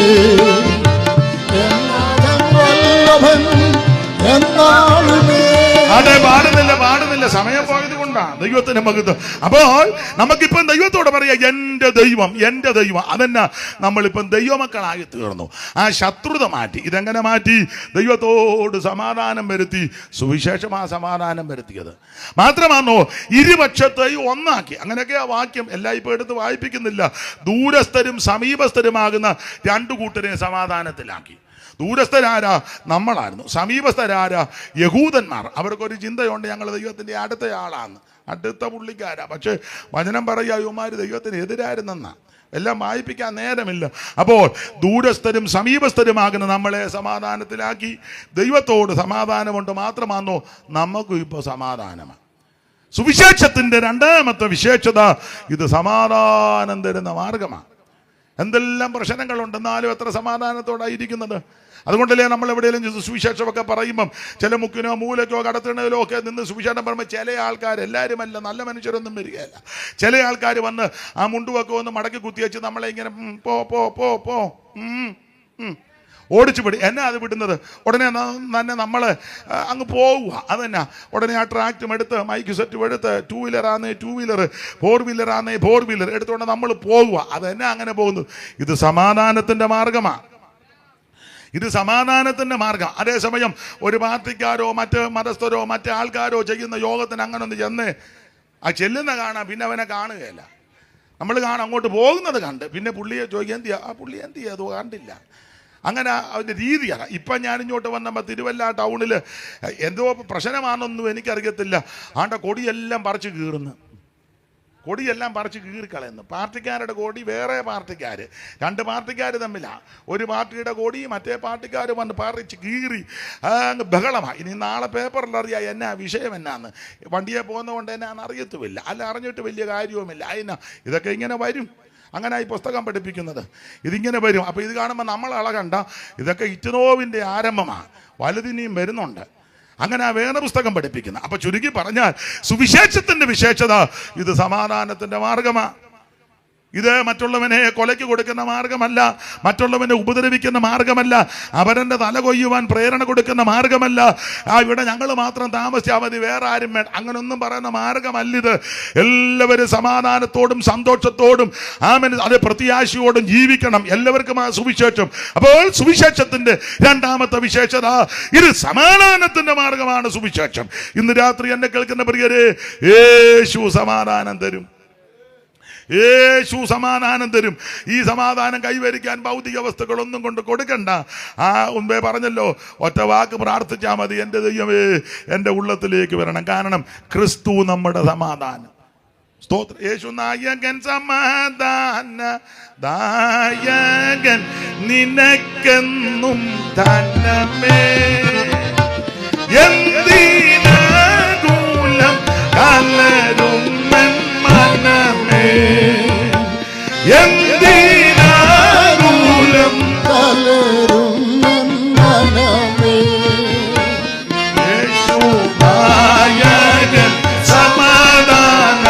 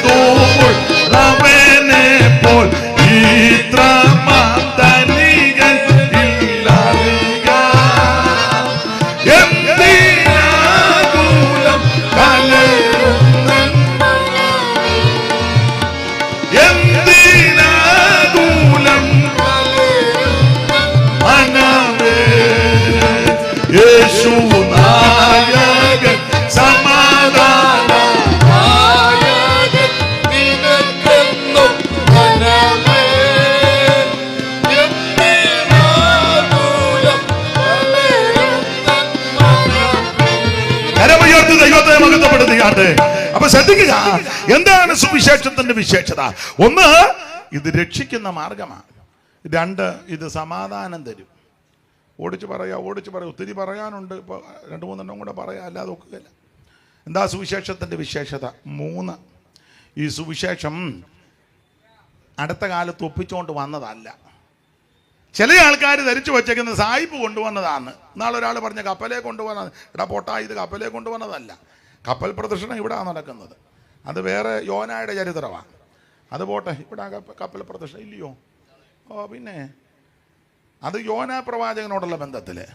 ഇത് കപ്പലെ കൊണ്ടുവന്നതല്ല സുവിശേഷം, സായിപ്പ് കൊണ്ടുവന്ന് ഇറക്കിയതല്ല. പിന്നെയോ ഇത് പെന്തിക്കോസുകാർ കണ്ടുപിടിച്ചതല്ല. പിന്നെ ഇത് മാർത്തോമാക്കാരുടെ കയ്യിൽ നിന്ന് ഇറങ്ങിയതല്ല. ഇത് ഇവാഞ്ചലിക്കാരുടെ CSIയിലെ മിഷണറിമാർ കൊണ്ടുവന്നതല്ല. പിന്നെ എന്താ സുവിശേഷം? സുവിശേഷം ദൈവം മുമ്പ് കൂട്ടി വാഗ്ദത്തം ചെയ്തതാണ്. വായിച്ചോ റോമാലേഖനം 1-ാം അധ്യായത്തിന്റെ 1-2 വായിര്. എല്ലാം വചനത്തിൽ നാമ പിന്നെ വലിയ ശല്യം വരികയല്ല. വായിച്ചേ റോമാലേഖനം 1-ാം അധ്യായത്തിന്റെ 1-2 പെട്ടെന്ന് വായിച്ചു. വായിര്. ദൈവം തന്റെ പുത്രനും നമ്മുടെ കർത്താവുമായ യേശുക്രിസ്തുവിനെ കുറിച്ച് വിശുദ്ധ രേഖകളിൽ തന്റെ പ്രവാചകന്മാർ മുഖാന്തിരം മുമ്പ് കൂട്ടി വാഗ്ദത്തം ചെയ്ത സുവിശേഷം. നിർത്ത്. അപ്പോൾ മുൻപ് കൂട്ടി വാഗ്ദത്തം ചെയ്ത സുവിശേഷം എന്ന് പറഞ്ഞാൽ ഈ സുവിശേഷം അടുത്ത കാലത്ത് ഒപ്പിച്ചതല്ലെന്ന്. ഇത് സർവജ്ഞനായ ദൈവം പ്രവാചകന്മാർ മുഖാന്തരം നൂറ്റാണ്ടുകൾക്ക് മുമ്പ് വാഗ്ദത്തം ചെയ്ത് മുമ്പ് കൂട്ടി വെച്ചത് ആ സുവിശേഷം. അത് ഞങ്ങളിപ്പോൾ പറയാൻ തന്നെ ഉള്ളൂ. അന്നേരം കേൾക്കുന്ന ചില പറയാ ഇവന്മാരിപ്പോൾ കൊണ്ടുവന്നതാന്ന് ഇവിടുന്ന്. അപ്പോൾ ഓർത്തമ്മ എടാ ഇത് 100 വർഷം ആയുള്ളൂടാ ഇത് കൊണ്ടുവന്നിട്ട്. എടാ പൊട്ടങ്കണാപ്പാ, ഇത് 100 വർഷമല്ല. സർവജ്ഞനായ ദൈവം തമ്പുരാൻ പുസ്തകത്തിൽ വായിച്ചു കേട്ടില്ലയോ? ആമേൻ സ്വോത്രം നേരത്തെ കരുതി ഒരുക്കി വെച്ചതാന്ന്. ഒന്നേ ചെല്ലു പറയാ ഇത് ഉണ്ണുണ്ണി സാറിന്റെ ആടാ സുവിശേഷം. ഉണ്ണുണ്ണി സാറിന്റെ ആണോ? ഉണ്ണുണ്ണി സാറിന്റെ അല്ല സുവിശേഷം. ഇത് ആരോ തോമാച്ചന്റെ ഒന്നും അല്ല സുവിശേഷം. കൊല്ലമല കുഞ്ഞുമോന്റെ അല്ല സുവിശേഷം. പാസ്റ്റർ പോളിന്റെ അല്ല സുവിശേഷം. ആമേ കോനാട്ട് മൽപ്പാന്റെ അല്ല സുവിശേഷം. ഇത് കത്തോലിക്ക സഹോദരന്മാർ പിതാക്കന്മാരെ പറഞ്ഞല്ലോ. ഇത് ഡോക്ടർ ലെവീഞ്ചിന്റെ അല്ല സുവിശേഷം. ആരാ ഡോക്ടർ ലെവീഞ്ച്? നിങ്ങൾക്കറിയത്തില്ല. ചങ്ങനാശ്ശേരി ആദ്യത്തെ മെത്രാന ഡോക്ടർ ലെവീഞ്ച്. അദ്ദേഹത്തിന്റെ സ്ഥാപനങ്ങളുമൊക്കെ ഉണ്ട്. ഇത് കുരിയാളശ്ശേരി പിതാവിന്റെ അല്ല സുവിശേഷം. കാളാശ്ശേരി പിതാവിന്റെ അല്ല. കത്തോലിക്കരുടെ പ്രധാനപ്പെട്ട ആൾക്കാരാ, ആദരണീയരാ. ഇത് ഡോക്ടർ ലെവീഞ്ചിന്റെ അല്ല സുവിശേഷം. കാളാശ്ശേരി പിതാവിന്റെ അല്ല. ജെയിംസ് കാളാശ്ശേരി കുട്ടനാട്ടുകാരനാ. കുരിയാളശ്ശേരി കുരിയാളശ്ശേരി അദ്ദേഹത്തിന്റെ അല്ല സുവിശേഷം. കാവുകാട്ട് പിതാവിന്റെ അല്ല സുവിശേഷം. ആന്റണി പടിയറയുടെ അല്ല സുവിശേഷം. ഇത് ഏതാ നമ്മുടെ പൗവത്തി തിരുമേനിയുടെ അല്ല സുവിശേഷം. ഇപ്പോഴത്തെ തിരുമേനിമാരുടെ ആരുടെ അല്ല സുവിശേഷം. ഇത് പോപ്പിന്റെ നല്ല സുവിശേഷം. സഭാനേതാക്കന്മാരുടെ അല്ല. ഇത് മെത്രാൻ കൊണ്ടുവന്നതല്ല സുവിശേഷം. സുവിശേഷം ദൈവം തമ്പുരാൻ മുൻപ് കൂട്ടി ഒരുക്കി വെച്ചതാ. അങ്ങനെ എഴുതിയേക്കുന്ന. അങ്ങനെ ഒന്നുകൂടെ വായിച്ചോ, കേട്ടില്ലെന്ന് തോന്നുന്നു. വായിര്, അതെല്ലാം മറിച്ചോ, വായിക്കേ. ദൈവം തന്റെ പുത്രനും. നിർത്താനായിട്ട് മടക്കിയതാണോ? ഇപ്പൊ നിർത്തുകയല്ല, സമയമായില്ല. വായിര്. ദൈവം തന്റെ പുത്രനും നമ്മുടെ കർത്താവുമായ യേശുക്രിസ്തുവിനെ കുറിച്ച് വിശുദ്ധ രേഖകളിൽ തന്റെ പ്രവാചകന്മാർ മുഖാന്തരം മുമ്പ് കൂട്ടി വാഗ്ദത്തം ചെയ്ത സുവിശേഷം ഞങ്ങളിപ്പോ കൊണ്ടുവന്നതല്ല, സഭയുടെ നേതാക്കന്മാര് കൊണ്ടുവന്നതല്ല. സർവജ്ഞനായ ദൈവം ഇത് മുൻപ് കൂട്ടി വാഗ്ദത്തം ചെയ്തതാണ്. അയ്യോ ഒത്തിരി പറയാനുണ്ട്. ഇന്ന് നാളെയും പറഞ്ഞാൽ തീരുകയല്ല. ഒത്തിരി ഉണ്ട് പറയാം. എനിക്കാണ് ഇങ്ങനെ ഉള്ളം തുടിക്കുന്നു. നിങ്ങളുടെ ചിലരുടെ ഇരിപ്പ് കണ്ടിട്ട് തുടിപ്പങ്ങ് ഒതുങ്ങുക. സ്തോത്രം. എന്താ സുവിശേഷം? ദൈവം നേരത്തെ തീരുമാനിച്ചു വെച്ചതാ. എങ്ങനെ? വാഗ്ദത്തം ചെയ്തതാ. എങ്ങനെ? അയ്യോ വാഗ്ദത്തം ചെയ്തതല്ലേ? എങ്ങനെ? സുവിശേഷം യേശുക്രിസ്തു, അതാ സുവിശേഷം. എന്തോ വാഗ്ദത്തം ചെയ്തു. ഉൽപ്പത്തി പുസ്തകത്തിലുണ്ടല്ലോ. ആമൻ എത്രയോ കൊല്ലം മുമ്പ് എഴുതി വെച്ചതാ. ഉൽപ്പത്തി പുസ്തകത്തിലെ മോശയെ മുഖാന്തരം എഴുതിയ പുസ്തകം, ആദ്യത്തെ ഗ്രന്ഥമാ ഉൽപ്പത്തി ഗ്രന്ഥം. ഉൽപ്പത്തി പുസ്തകം ഉൽപ്പത്തിയിൽ എഴുതി വെച്ചു. എന്തുവാ? സുവിശേഷം ഇവിടെ വരുമെന്ന്. എങ്ങനെയാ എഴുതിയത്? സ്ത്രീയുടെ സന്തതി അതാ എഴുതി വെച്ചത്. വന്നല്ലോ സ്ത്രീയുടെ സന്തതി. പുറപ്പാട് പുസ്തകത്തിൽ ഒരു പെസക കുഞ്ഞാട് അറുക്കപ്പെടുമെന്നുണ്ട്, എഴുതി വെച്ചു. ആമേ ലേവ്യ പുസ്തകത്തിലും യാഗ കുഞ്ഞാടിന്റെ കാര്യം അവിടെ രേഖപ്പെടുത്തിയിരിക്കുന്നത്. സംഖ്യാ പുസ്തകത്തിൽ ഒരു നക്ഷത്രം ഉദിക്കുമെന്ന്, ആവർത്തന പുസ്തകത്തിൽ ഒരു പ്രവാചകൻ വരുമെന്ന്, ആമേ യോശുവയുടെ പുസ്തകത്തിൽ ഒരു ന്യായാധിപൻ എഴുന്നേൽക്കും. ഇതെല്ലാം നേരത്തെ എഴുതി ക്രമപ്പെടുത്തി വച്ചിരിക്കുക. അപ്പൊ സ്ത്രീയുടെ സന്തതിയായിട്ട് ജനിക്കും. ഇത് മുമ്പ് കൂട്ടി വാഗ്ദത്തം ചെയ്തതാ. ദൈവത്തിന്റെ മഹത്വം. ഞാൻ എല്ലാ ഭാഗത്തേക്കും പോകുന്നില്ല. എങ്ങനെ ജനിക്കും? അത് എഴുതി വെച്ചിട്ടുണ്ട്. കന്യകാസൂനുമായിട്ട് ജനിക്കുമെന്ന് വായിച്ചോ. യേശു ക്രിസ്തു ജനിക്കുന്നതിന് 700 കൊല്ലത്തിന് മുമ്പ് പ്രവാചകൻ പ്രവചന കുന്നിൽ കയറി യേശു ക്രിസ്തുവിന്റെ തിരിപ്പിറവി കണ്ടോണ്ട് പറയുക, എങ്ങനെ ജനിക്കും? 7-ാം അധ്യായത്തിന്റെ 14-ാം വാക്യം, യെശയ്യാ പ്രവചനം 7-ാം അധ്യായത്തിന്റെ 14. എങ്ങനെ ജനിക്കും? വായിര്. അതുകൊണ്ട് കർത്താവ് തന്നെ നിങ്ങൾക്കൊരു അടയാളം തരും. കന്യക ഗർഭിണിയായ ഒരു മകനെ പ്രസവിക്കും. കന്യക ഗർഭിണിയായ ഒരു മകനെ പ്രസവിക്കും. വിവരിക്കാൻ നേരമില്ല. അപ്പോ എങ്ങനെ ജനിക്കും? കന്യകാസൂനുമായിട്ട് ജനിക്കും. മുമ്പ് കൂട്ടി വാഗ്ദത്തം ചെയ്തതാ. ഇനി ജനിക്കുന്ന ശിശുവിന്റെ വിശേഷത 9:6. വായിര്, പെട്ടെന്ന് വായിച്ചു. തീരുക 9:6. നമുക്ക് ഒരു ശിശു ജനിച്ചിരിക്കുന്നു. ഏകവചനമാണ്. നമുക്ക് ഒത്തിരി ശിശു ജനിച്ചെന്നല്ല, ഒരു ശിശു എന്നാ കേട്ടോ. നമുക്ക് ഒത്തിരി ശിശു ജനിച്ചു. അത് നമ്മുടെ വീട്ടിലെ അല്ലെ അപ്പുറത്തെ വീട്ടിലെ. ലോകത്തിലുള്ള സകലവനും രക്ഷപ്പെടാൻ ഒരു ശിശുവാ ജനിച്ചിരിക്കുന്നത്. നമുക്ക് ഒരു ശിശു ജനിച്ചിരിക്കുന്നു. അടുത്തത് നമുക്കൊരു മകൻ നൽകപ്പെട്ടിരിക്കുന്നു. ഒരു മകനെന്നാ കേട്ടോ. ഒത്തിരി പോട്ടെ. ഒത്തിരി ആധിപത്യം അവന്റെ തോളിലിരിക്കും. അതും ആധിപത്യം അവന്റെ. എല്ലാം ഏകവചനമാ. ഒത്തിരി പേരില്ല കേട്ടോ. ഒറ്റ ഒരുത്തനേ ഉള്ളൂ. ആധിപത്യം അവന്റെ തോളിലിരിക്കും. അതും ഏകവചനമാ. പിന്നെ ഏകവചനമാ. അവന് അത്ഭുത മന്ത്രി. അതും മന്ത്രികളെന്നല്ല, അത്ഭുത മന്ത്രി. പിന്നെ വീരനാം ദൈവം. അതും ഏകവചനമാ. ദൈവം ഒരുവനേ ഉള്ളു, വീരനാം ദൈവം. പിന്നെ നിത്യപിതാവ്. അത് ഒറ്റ പിതാവേ ഉള്ളു കേട്ടോ. അല്ല കിഴക്കൊരു പിതാവും പടിഞ്ഞാറൊരു പിതാവും തെക്കൊരു പിതാവും അവിടെ ഒരു പിതാവ് ഇവിടെ ഒരു പിതാവ്, ഒറ്റ പിതാവ്. അങ്ങനല്ലേ എഴുതിയേക്കുന്ന. വായിക്ക്. എല്ലാരും കേട്ടില്ലെന്ന് തോന്നുന്നു. വായിച്ചു കൊടുക്ക. നിത്യപിതാവ്.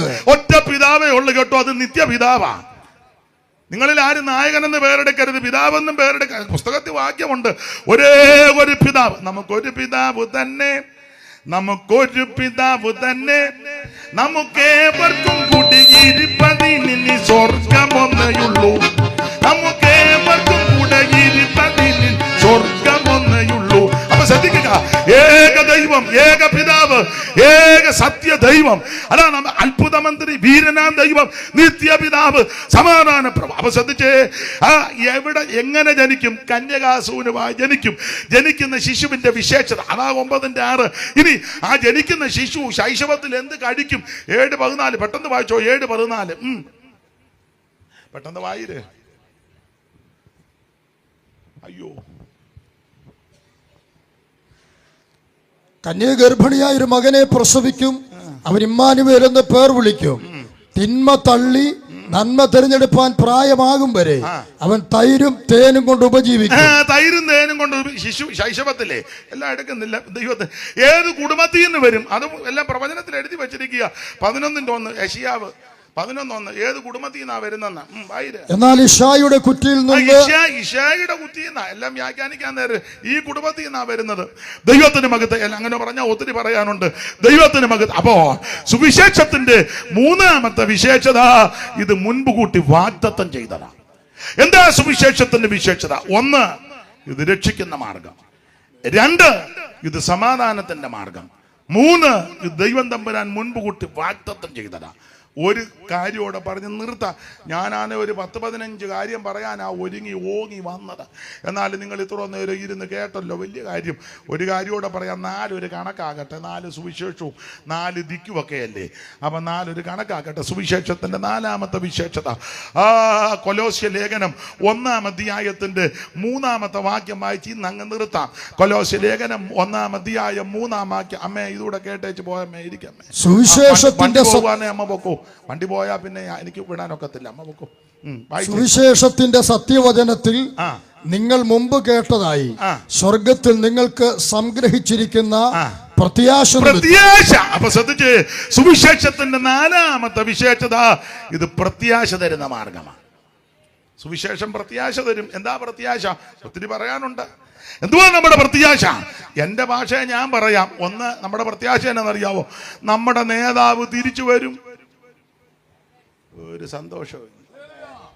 അത് ഞാനിപ്പോ പറഞ്ഞത് കൊണ്ട് അയക്കിട്ടൊന്ന് ഇരിക്കട്ടെന്ന്. എനിക്കിട്ട് വേണ്ട. ഇത്ര നേരം ആൾ കിടന്ന് അലർജിയതല്ലോ, എന്നാ പുള്ളിക്ക് വന്നിരുന്നോട്ടെ. എനിക്കല്ല. സുവിശേഷത്തിന്റെ പ്രത്യാശ, നമ്മുടെ നേതാവ് തിരിച്ചു വരും. ഇങ്ങനെ പറഞ്ഞു പോയ ഏത് നേതാവുണ്ട്? പോയിട്ട് പോലും ഒന്നും പറഞ്ഞില്ലല്ലോ, മിണ്ടാതെ. എങ്ങനെ അപ്പച്ചൻ പോയത്? തീർന്നു, ഒന്നും പറയാതെ ഒറ്റ ഈക്കളിനെ ഉള്ളായിരുന്നു അപ്പച്ചൻ. എന്നാൽ നമ്മുടെ കർത്താവാകുന്ന യേശു അങ്ങനാണോ പോയത്? അയ്യോ, പോകുന്നതിന് മുമ്പ് അരിമ ശിഷ്യന്മാരോട് പറയുക, നിങ്ങളുടെ ഹൃദയം കലങ്ങി പോകരുത്, ദൈവത്തിൽ വിശ്വസിക്കും, എന്നിലും വിശ്വസിപ്പിൻ. എൻ്റെ പിതാവിൻ്റെ ഭവനത്തിൽ അനേകം വാസസ്ഥലമുണ്ട്, ഇല്ലെങ്കിൽ ഞാൻ നിങ്ങളോട് പറയുമായിരുന്നു. എന്നിട്ട് പറയുക, പിന്നെ ഞാൻ നിങ്ങൾക്ക് സ്ഥലം ഒരുക്കാൻ പോകുകയാ. പോയിച്ച് ഞാൻ നാടൻ ഭാഷയാക്കണം, ഞാൻ എനിക്ക് അല്പം സ്റ്റാൻഡേർഡ് കുറവാ, അപ്പം ചില നാടൻ ഭാഷയൊക്കെ പറയും. നിങ്ങൾ പറയോ അതൊന്നും പറയണ്ടായിരുന്നു എന്ന് നിങ്ങൾ പറയും. എന്നാലും അങ്ങ് പറയുക, നമ്മുടെ നേതാവ് പോയത് ഒരു പോക്ക് അങ്ങ് പോകുകയല്ല. അതാ നിങ്ങളെല്ലാം ഇവിടെ ഇരുന്നോ, ഞാനൊരു പോക്ക് അങ്ങനല്ല. നേതാവ് പറഞ്ഞു, ഞാൻ പോയി സ്ഥലം ഒരുക്കിയിട്ട് അവിടെ ഇരിക്കുകയല്ല, തിരിച്ചു വരും. തിരിച്ചു വന്ന് നിങ്ങളെല്ലാം കണ്ടിച്ച് ഹായ് മേരി അങ്ങനെ പോകുമല്ല, തിരിച്ചു വന്ന് നിങ്ങളെ എൻ്റെ അടുക്കലോട്ട് കൊണ്ടുപോകും. അവിടെ കൊണ്ടുപോയിട്ട് എതിലേലും പൊക്കോടാന്നല്ല, എൻ്റെ അടുക്കൽ ഇരുത്തും. ഇതാ നമ്മുടെ പ്രത്യാശ. ഈ പ്രത്യാശയാ സുവിശേഷം തരുന്നത് എന്ന് പറഞ്ഞാൽ, നമ്മുടെ നേതാവ് ആരാ? യേശു ക്രിസ്തു. നമ്മുടെ രക്ഷകൻ ആരാ? യേശു ക്രിസ്തു. നമ്മുടെ നായകൻ ആരാ? യേശു ക്രിസ്തു. നമ്മുടെ വീണ്ടെടുപ്പുകാരൻ ആരാ? യേശു ക്രിസ്തു. നമ്മുടെ രക്ഷകൻ ആരാ? യേശു ക്രിസ്തു. നമ്മുടെ ദൈവം ആരാ? മഹാദൈവം രക്ഷകനുമായ യേശു ക്രിസ്തു. ആ കർത്താവ് തിരിച്ചു വരും. ഇതാ നമ്മുടെ പ്രത്യാശ. ഒരു കാര്യം കൂടെ പറഞ്ഞ് നിർത്താം, ഒന്നുകൂടെ പറഞ്ഞ് നിർത്താം, ഒത്തിരി ഉണ്ട് പറയാൻ. അതുകൂടെ പറയാതിരിക്കാൻ ഒക്കത്തില്ല. നമ്മുടെ പ്രത്യാശയുടെ വിശേഷത 2, നമ്മളെ വിട്ട് കർത്താവിൽ നിദ്ര പ്രാപിച്ചവരെ ഒരു ദിവസം കാണും. നമ്മുടെ അപ്പനോ അമ്മയോ സഹോദരനോ സഹോദരിയോ വേണ്ടപ്പെട്ടവരൊക്കെ കർത്താവിൽ നിദ്ര പ്രാപിച്ചവർ കല്ലറ കൊണ്ട് അടക്കിയിരിക്കുക. അവരെ നമ്മൾ ഒരു ദിവസം കാണും. അതായി പ്രത്യാശ തരുന്നത്. അങ്ങനെ കാണുന്നത് പട്ടിയായിട്ടും പൂച്ചയായിട്ടും ഒന്നുമല്ല, പുത്തൻ ശരീരത്തോടാണ്. അല്ലാതെ പട്ടി ഓടുമ്പോൾ അച്ചാനാന്നാ തോന്നുന്നത്. അച്ചാനാന്നോടാ 4 കാലുമായിട്ട് ഓടുന്ന വാലും കിളിച്ചോണ്ട്. അച്ചായൻ എന്തിനാടാ പട്ടിയായിട്ട് വരുന്നത്? അച്ചായൻ പട്ടിയായിട്ടും പൂച്ചയായിട്ടും കോഴിയായിട്ടും കൊക്കായിട്ടും ഒന്നുമല്ല വരുന്നത്. വേറെ പുസ്തകം പഠിപ്പിക്കുന്നത് പുത്തൻ ശരീരത്തോടെ വരും. അതാണ് നമ്മുടെ പ്രത്യാശ. നമ്മെ വിട്ട് മൺമറഞ്ഞ വിശുദ്ധന്മാരെ ഒരു ദിവസം കാണും. അത് പുത്തൻ ശരീരത്തോടെ കാണും. ഇതാണ് നമ്മുടെ പ്രത്യാശ. ഈ പ്രത്യാശയുള്ള ദൈവമക്കൾ കരമുയർത്ത് ദൈവത്തിന് മഹത്വം കൊടുക്കുക. ദൈവം നിങ്ങളെല്ലാവരെയും അനുഗ്രഹിക്കട്ടെ. സമയമായി ഇന്ന് ആ വാച്ചും പിടിച്ചോ. നിർത്തി ഒത്തിരി പറയാനുണ്ട്, എന്നാൽ ഇത്രയും മതി. ഗുണവാകാനാന്ന് ഇതൊക്കെ മതി. അമ്മ പറഞ്ഞതിൻ്റെ രത്നച്ചുരുക്കം ഇതാ. എന്താണ് സുവിശേഷം? യേശു ക്രിസ്തു. എന്തിനാ സുവിശേഷം? സകല മനുഷ്യനും രക്ഷപ്പെടാൻ. ആരാ സുവിശേഷം കേൾക്കേണ്ട? സകല സൃഷ്ടികളും സകല ജാതികളും. ആരാ പറയേണ്ടത്? സകല ദൈവമക്കളും ഇത് പറയണം. എങ്ങനെ പറയണം? ശക്തിയോടും പരിശുദ്ധാത്മാവോടും ബഹുനിശ്ചയത്തോടും. എങ്ങനെ കേൾക്കണം? ബഹു കഷ്ടം സഹിക്കേണ്ടി വന്നിട്ടും പരിശുദ്ധാത്മാവിന് സന്തോഷത്തോട് ഇത് കൈക്കൊള്ളണം. അടുത്തത് സുവിശേഷത്തിൻ്റെ വിശേഷത 4 കാര്യം പറഞ്ഞു. 1, ഇത് രക്ഷിക്കുന്ന മാർഗം. 2, ഇത് സമാധാനം തരുന്ന മാർഗം. ആമേൻ, സ്തോത്രം. 3 എന്തുവാ ഞാൻ പറഞ്ഞ 3ാമത്തെ പോയിന്റ്? അത് ഞാനും മറന്നുപോയി. ഇത് രക്ഷിക്കുന്ന മാർഗം, സമാധാനം തരുന്ന മാർഗം, പിന്നെ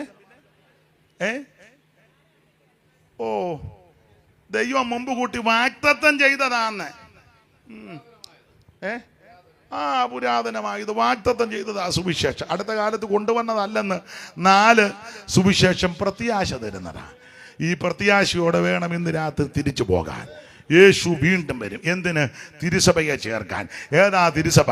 രക്ഷിക്കപ്പെട്ട് വെള്ളത്തിൽ മുങ്ങി സ്നാനപ്പെട്ട് അഭിഷേകം പ്രാപിച്ച് വേർപാട് പാലിച്ച് കൂട്ടായ്മ ആചരിച്ച് പ്രാർത്ഥന കഴിച്ച് ദൈവത്തോട് മനുഷ്യരുടെ കുറ്റമറ്റ മനസാക്ഷിയോടെ ജീവിച്ച് കർത്താവിന്റെ വരവിനായി നോക്കിപ്പാർക്കുന്ന വിശുദ്ധന്മാരെ ചേർക്കാൻ യേശു വീണ്ടും വരും. ഇതാ നമ്മുടെ പ്രത്യാശ. ഈ വിധത്തിൽ കർത്താവിൽ നിദ്ര പ്രാപിച്ചവർ പുത്തൻ ശരീരത്തോടെ ഉയർക്കും. 2 കൂട്ടരും കൂടെ ഒന്നിച്ച് കർത്താവിനെ എതിരേൽപ്പാൻ മേഘങ്ങളിൽ എടുക്കപ്പെടും. ഇതാ നമ്മുടെ പ്രത്യാശ. ഈ പ്രത്യാശയുള്ള ദൈവമക്കൾ കരമുയർത്ത് ദൈവത്തിന് മഹത്വം അല്പ സമയം കൊടുത്താട്ടെ. സ്റ്റേജിൽ നിൽക്കുന്നവർക്കൊന്ന് എഴുന്നേക്കാൻ. പാട്ടുകാരൻ മുമ്പോട്ട് വരാം. ഒരു പഴയ പാട്ടിന്റെ 2 ചരണങ്ങൾ നമുക്ക് ചേർന്നേ പാടി ദൈവത്തെ മഹത്വപ്പെടുത്താം. ദൈവത്തിന് മഹത്വം. നിങ്ങൾ ഇരുന്നുകൊണ്ട് പാടിയാൽ മതി. എഴുന്നേക്കാൻ പറഞ്ഞാൽ നിങ്ങളെല്ലാം ഓരോരുത്തരും പോകും. അപ്പൊ ഇരുന്നുകൊണ്ട് പാടിയാൽ മതി. അഥവാ പോകേണ്ടവർ എഴുന്നേറ്റ് പോക്കോ. അപ്പൊ എനിക്കൊന്ന് കാണുകയും ചെയ്യാം ആരാ പോകുന്നെന്ന്. സ്വത്രാഴ്ച എടുത്തില്ലേ? എന്നാ എടുത്തോ സ്വത്രാഴ്ച. അത് മുടക്കണ്ട. പ്രസംഗം നടന്നില്ലല്ലോ, അത് എടുക്കട്ടെ. അങ്ങോട്ട് കൊടുത്തു. പെട്ടെന്ന് കൊടുക്ക. പാട്ടിന്റെ ഈരടി പാട് പഴയ പാട്ടാ കൈ അടിച്ച് ചേർന്ന് പാടി, കൈ അടിച്ച് കണ്ണടച്ച് കൈ അടിച്ചുകൊണ്ടിരിക്കരുത്. സ്വോത്ര കാഴ്ച ഇടാം. ആ പാടാൻ പറഞ്ഞ് കണ്ണടച്ച് ഇറുക്കി അടിച്ച് അങ്ങ് അടിച്ചിരിക്കുകയല്ല. അതുകൂടെ എടുത്ത് നമുക്ക് സന്തോഷിച്ച് വേണം ഇന്ന് രാത്രി തിരികെ പോകാൻ. അല്പസമയം എല്ലാവരും ദൈവത്തെ മഹത്വപ്പെടുത്തിയാട്ടെ.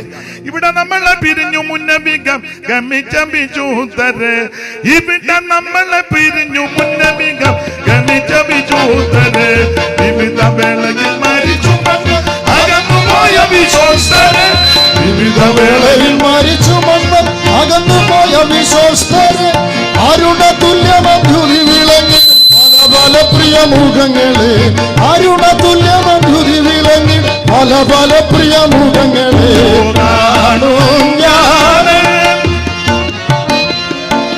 കാതം ചാരേ ചാലേ പുരേ, കാണും ഞാനേ മോക്ഷപുരേ കാതം ചാരേ ചാലേ പുരേ, വിവിധ കന്യകൾ മാസം തോറും വിളയിക്കും ജീവമരമത് വിവിധ കന്യകൾ മാസം തോറും വിളയിക്കും ജീവമരമത്, അവയിനിലകജാതികൾ കണ്ണരുള്ള രോഗശമനവും, അവയിനിലകജാതികൾ കണ്ണരുള്ള രോഗശമനവും, ഓ പളുങ്കുപോലെ ശുഭ്രമായ നദിയിൻ കരകളിൽ, പളുങ്കുപോലെ ശുഭ്രമായ നദിയിൻ കരകളിൽ കാണും ഞാൻ മോക്ഷപുരേ, ഓ കാതം ചാരേ ചാലേ പുരേ, ഓ കാണും ഞാൻ മോക്ഷപുരേ കാതം ചാരേ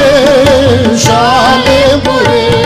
ഓ ഇവയിൽ മാത്രം ധ്യാനമേ കരളിനരുളുന്ന ആനന്ദം, ഇവയിൽ ധ്യാനം മാത്രമേ കരളിനരുളുന്ന ആനന്ദോ, ഇരുവും പകലും ഇവയെ പറ്റി ഞാൻ പാടും ഗീതസാനന്ദോ, ഇരുവും പകലും ഇവയെ പറ്റി പാടും ഗീതസാനന്ദോ, ഓ ഇഹത്തെ വിട്ട് ഞാൻ പിരിഞ്ഞ ശേഷം, ഇതു തന്നെ എനിക്കാലം, ഓ ഇഹത്തെ വിട്ട് ഞാൻ പിരിഞ്ഞ ശേഷം, ഇതു തന്നെ എനിക്കാലം കാണും ഞാൻ മോക്ഷപുരേ കാതം ചാരേ ചാലേ പുരേ, കാണും ഞാൻ മോക്ഷപുരേ കാതം ചാരേ ചാലേ പുരേ.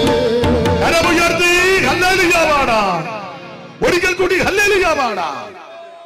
ഇതുവരെയും എന്നെ കേട്ടിരുന്ന ബഹുമാന്യരായ എല്ലാ പ്രിയപ്പെട്ടവർക്ക് നന്ദി. ഒരപേക്ഷ, ഒരു മിനിറ്റ് ഒന്ന് എഴുന്നേറ്റ് നിൽക്കാൻ പറ്റുമോ? എല്ലാവരും ഒരു നിമിഷം ഒന്ന് എഴുന്നേറ്റ് നിൽക്കുന്ന ആ കരങ്ങളൊന്ന് വീശി ഒരു മിനിറ്റ് ദൈവത്തെ ഒന്ന് മഹത്വപ്പെടുത്തുക. എല്ലാ കരങ്ങളും വീശി. ഇന്നും എന്നേക്കും വേർപിരിയാതെ ക്രിസ്തുവിൻ കൂടെ പാർക്കുന്ന കരങ്ങൾ വീശി. ഓ ഇന്നും എന്നേക്കും വേർപിരിയാതെ ക്രിസ്തുവിൻ കൂടെ പാർക്കുന്ന ഓ ഇന്നും എന്നേക്കും വേർപിരിയാതെ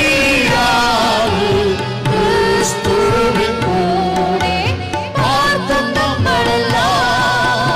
ജനമേ, യഹോവ നിങ്ങളെ അനുഗ്രഹിച്ച് കാക്കുമാറാകട്ടെ. യഹോവ തിരുമകൻ നിങ്ങളുടെ മേൽ പ്രകാശിപ്പിച്ച് നിങ്ങളോട് കൃപയുള്ളവനാകട്ടെ. യഹോവ തിരുമകൻ നിങ്ങളുടെ മേൽ ഉയർത്തി നിങ്ങൾക്ക് സമാധാനം നൽകുമാറാകട്ടെ. കരമുയർത്തി ഹല്ലേലൂയ പാടാം. ഹല്ലേലൂയ. എല്ലാവർക്കും ഇരിക്കാം. ഇന്ന് രാത്രിയിലെ ഈ വചന ശുശ്രൂഷയ്ക്ക് എന്നെ ക്ഷണിച്ച ഈ സ്ഥലം സഭ, ഇവിടുത്തെ ശുശ്രൂഷകൻ, ഇവിടെയുള്ള ദൈവമക്കൾ, അപ്പോൾ തന്നെ സെന്ററിന്റെ ചുമതല വഹിക്കുന്ന കർത്തൃദാസൻ, അധ്യക്ഷൻ, ഗായക സംഘം, മൈക്ക് ഓപ്പറേറ്റ് ചെയ്തവര്, വീഡിയോ പകർത്തിയവര്, ഇതുവരെയും വളരെ ക്ഷമയോടെ പ്രാർത്ഥനയോടെ എന്നെ കേട്ടിരുന്ന ദൈവമക്കൾ, സമീപ സ്ഥലങ്ങളിൽ നിന്നവർ, കടയിലൊക്കെ ബിസിനസ് ചെയ്തവർ, വാഹനം ഓടിച്ചവർ, വിശേഷിച്ച് പോലീസ് അധികാരികളുമൊക്കെ ഇവിടെ വന്ന് അല്പസമയം ഈ സുവിശേഷം കേട്ടല്ലോ. അവര് എല്ലാവർക്കും നന്ദി. പ്രാർത്ഥനയിൽ നമുക്ക് അന്യോന്യം ഓർക്കാം, വേഗം വരുന്ന കർത്താവിന് എതിരേൽക്കാം, വിശ്വസ്തരായിട്ട് ജീവിക്കാം. ദൈവം എല്ലാവരെയും അനുഗ്രഹിക്കുമാറാകട്ടെ. ആമേൻ. പ്രാർത്ഥിച്ചു നിർത്താം.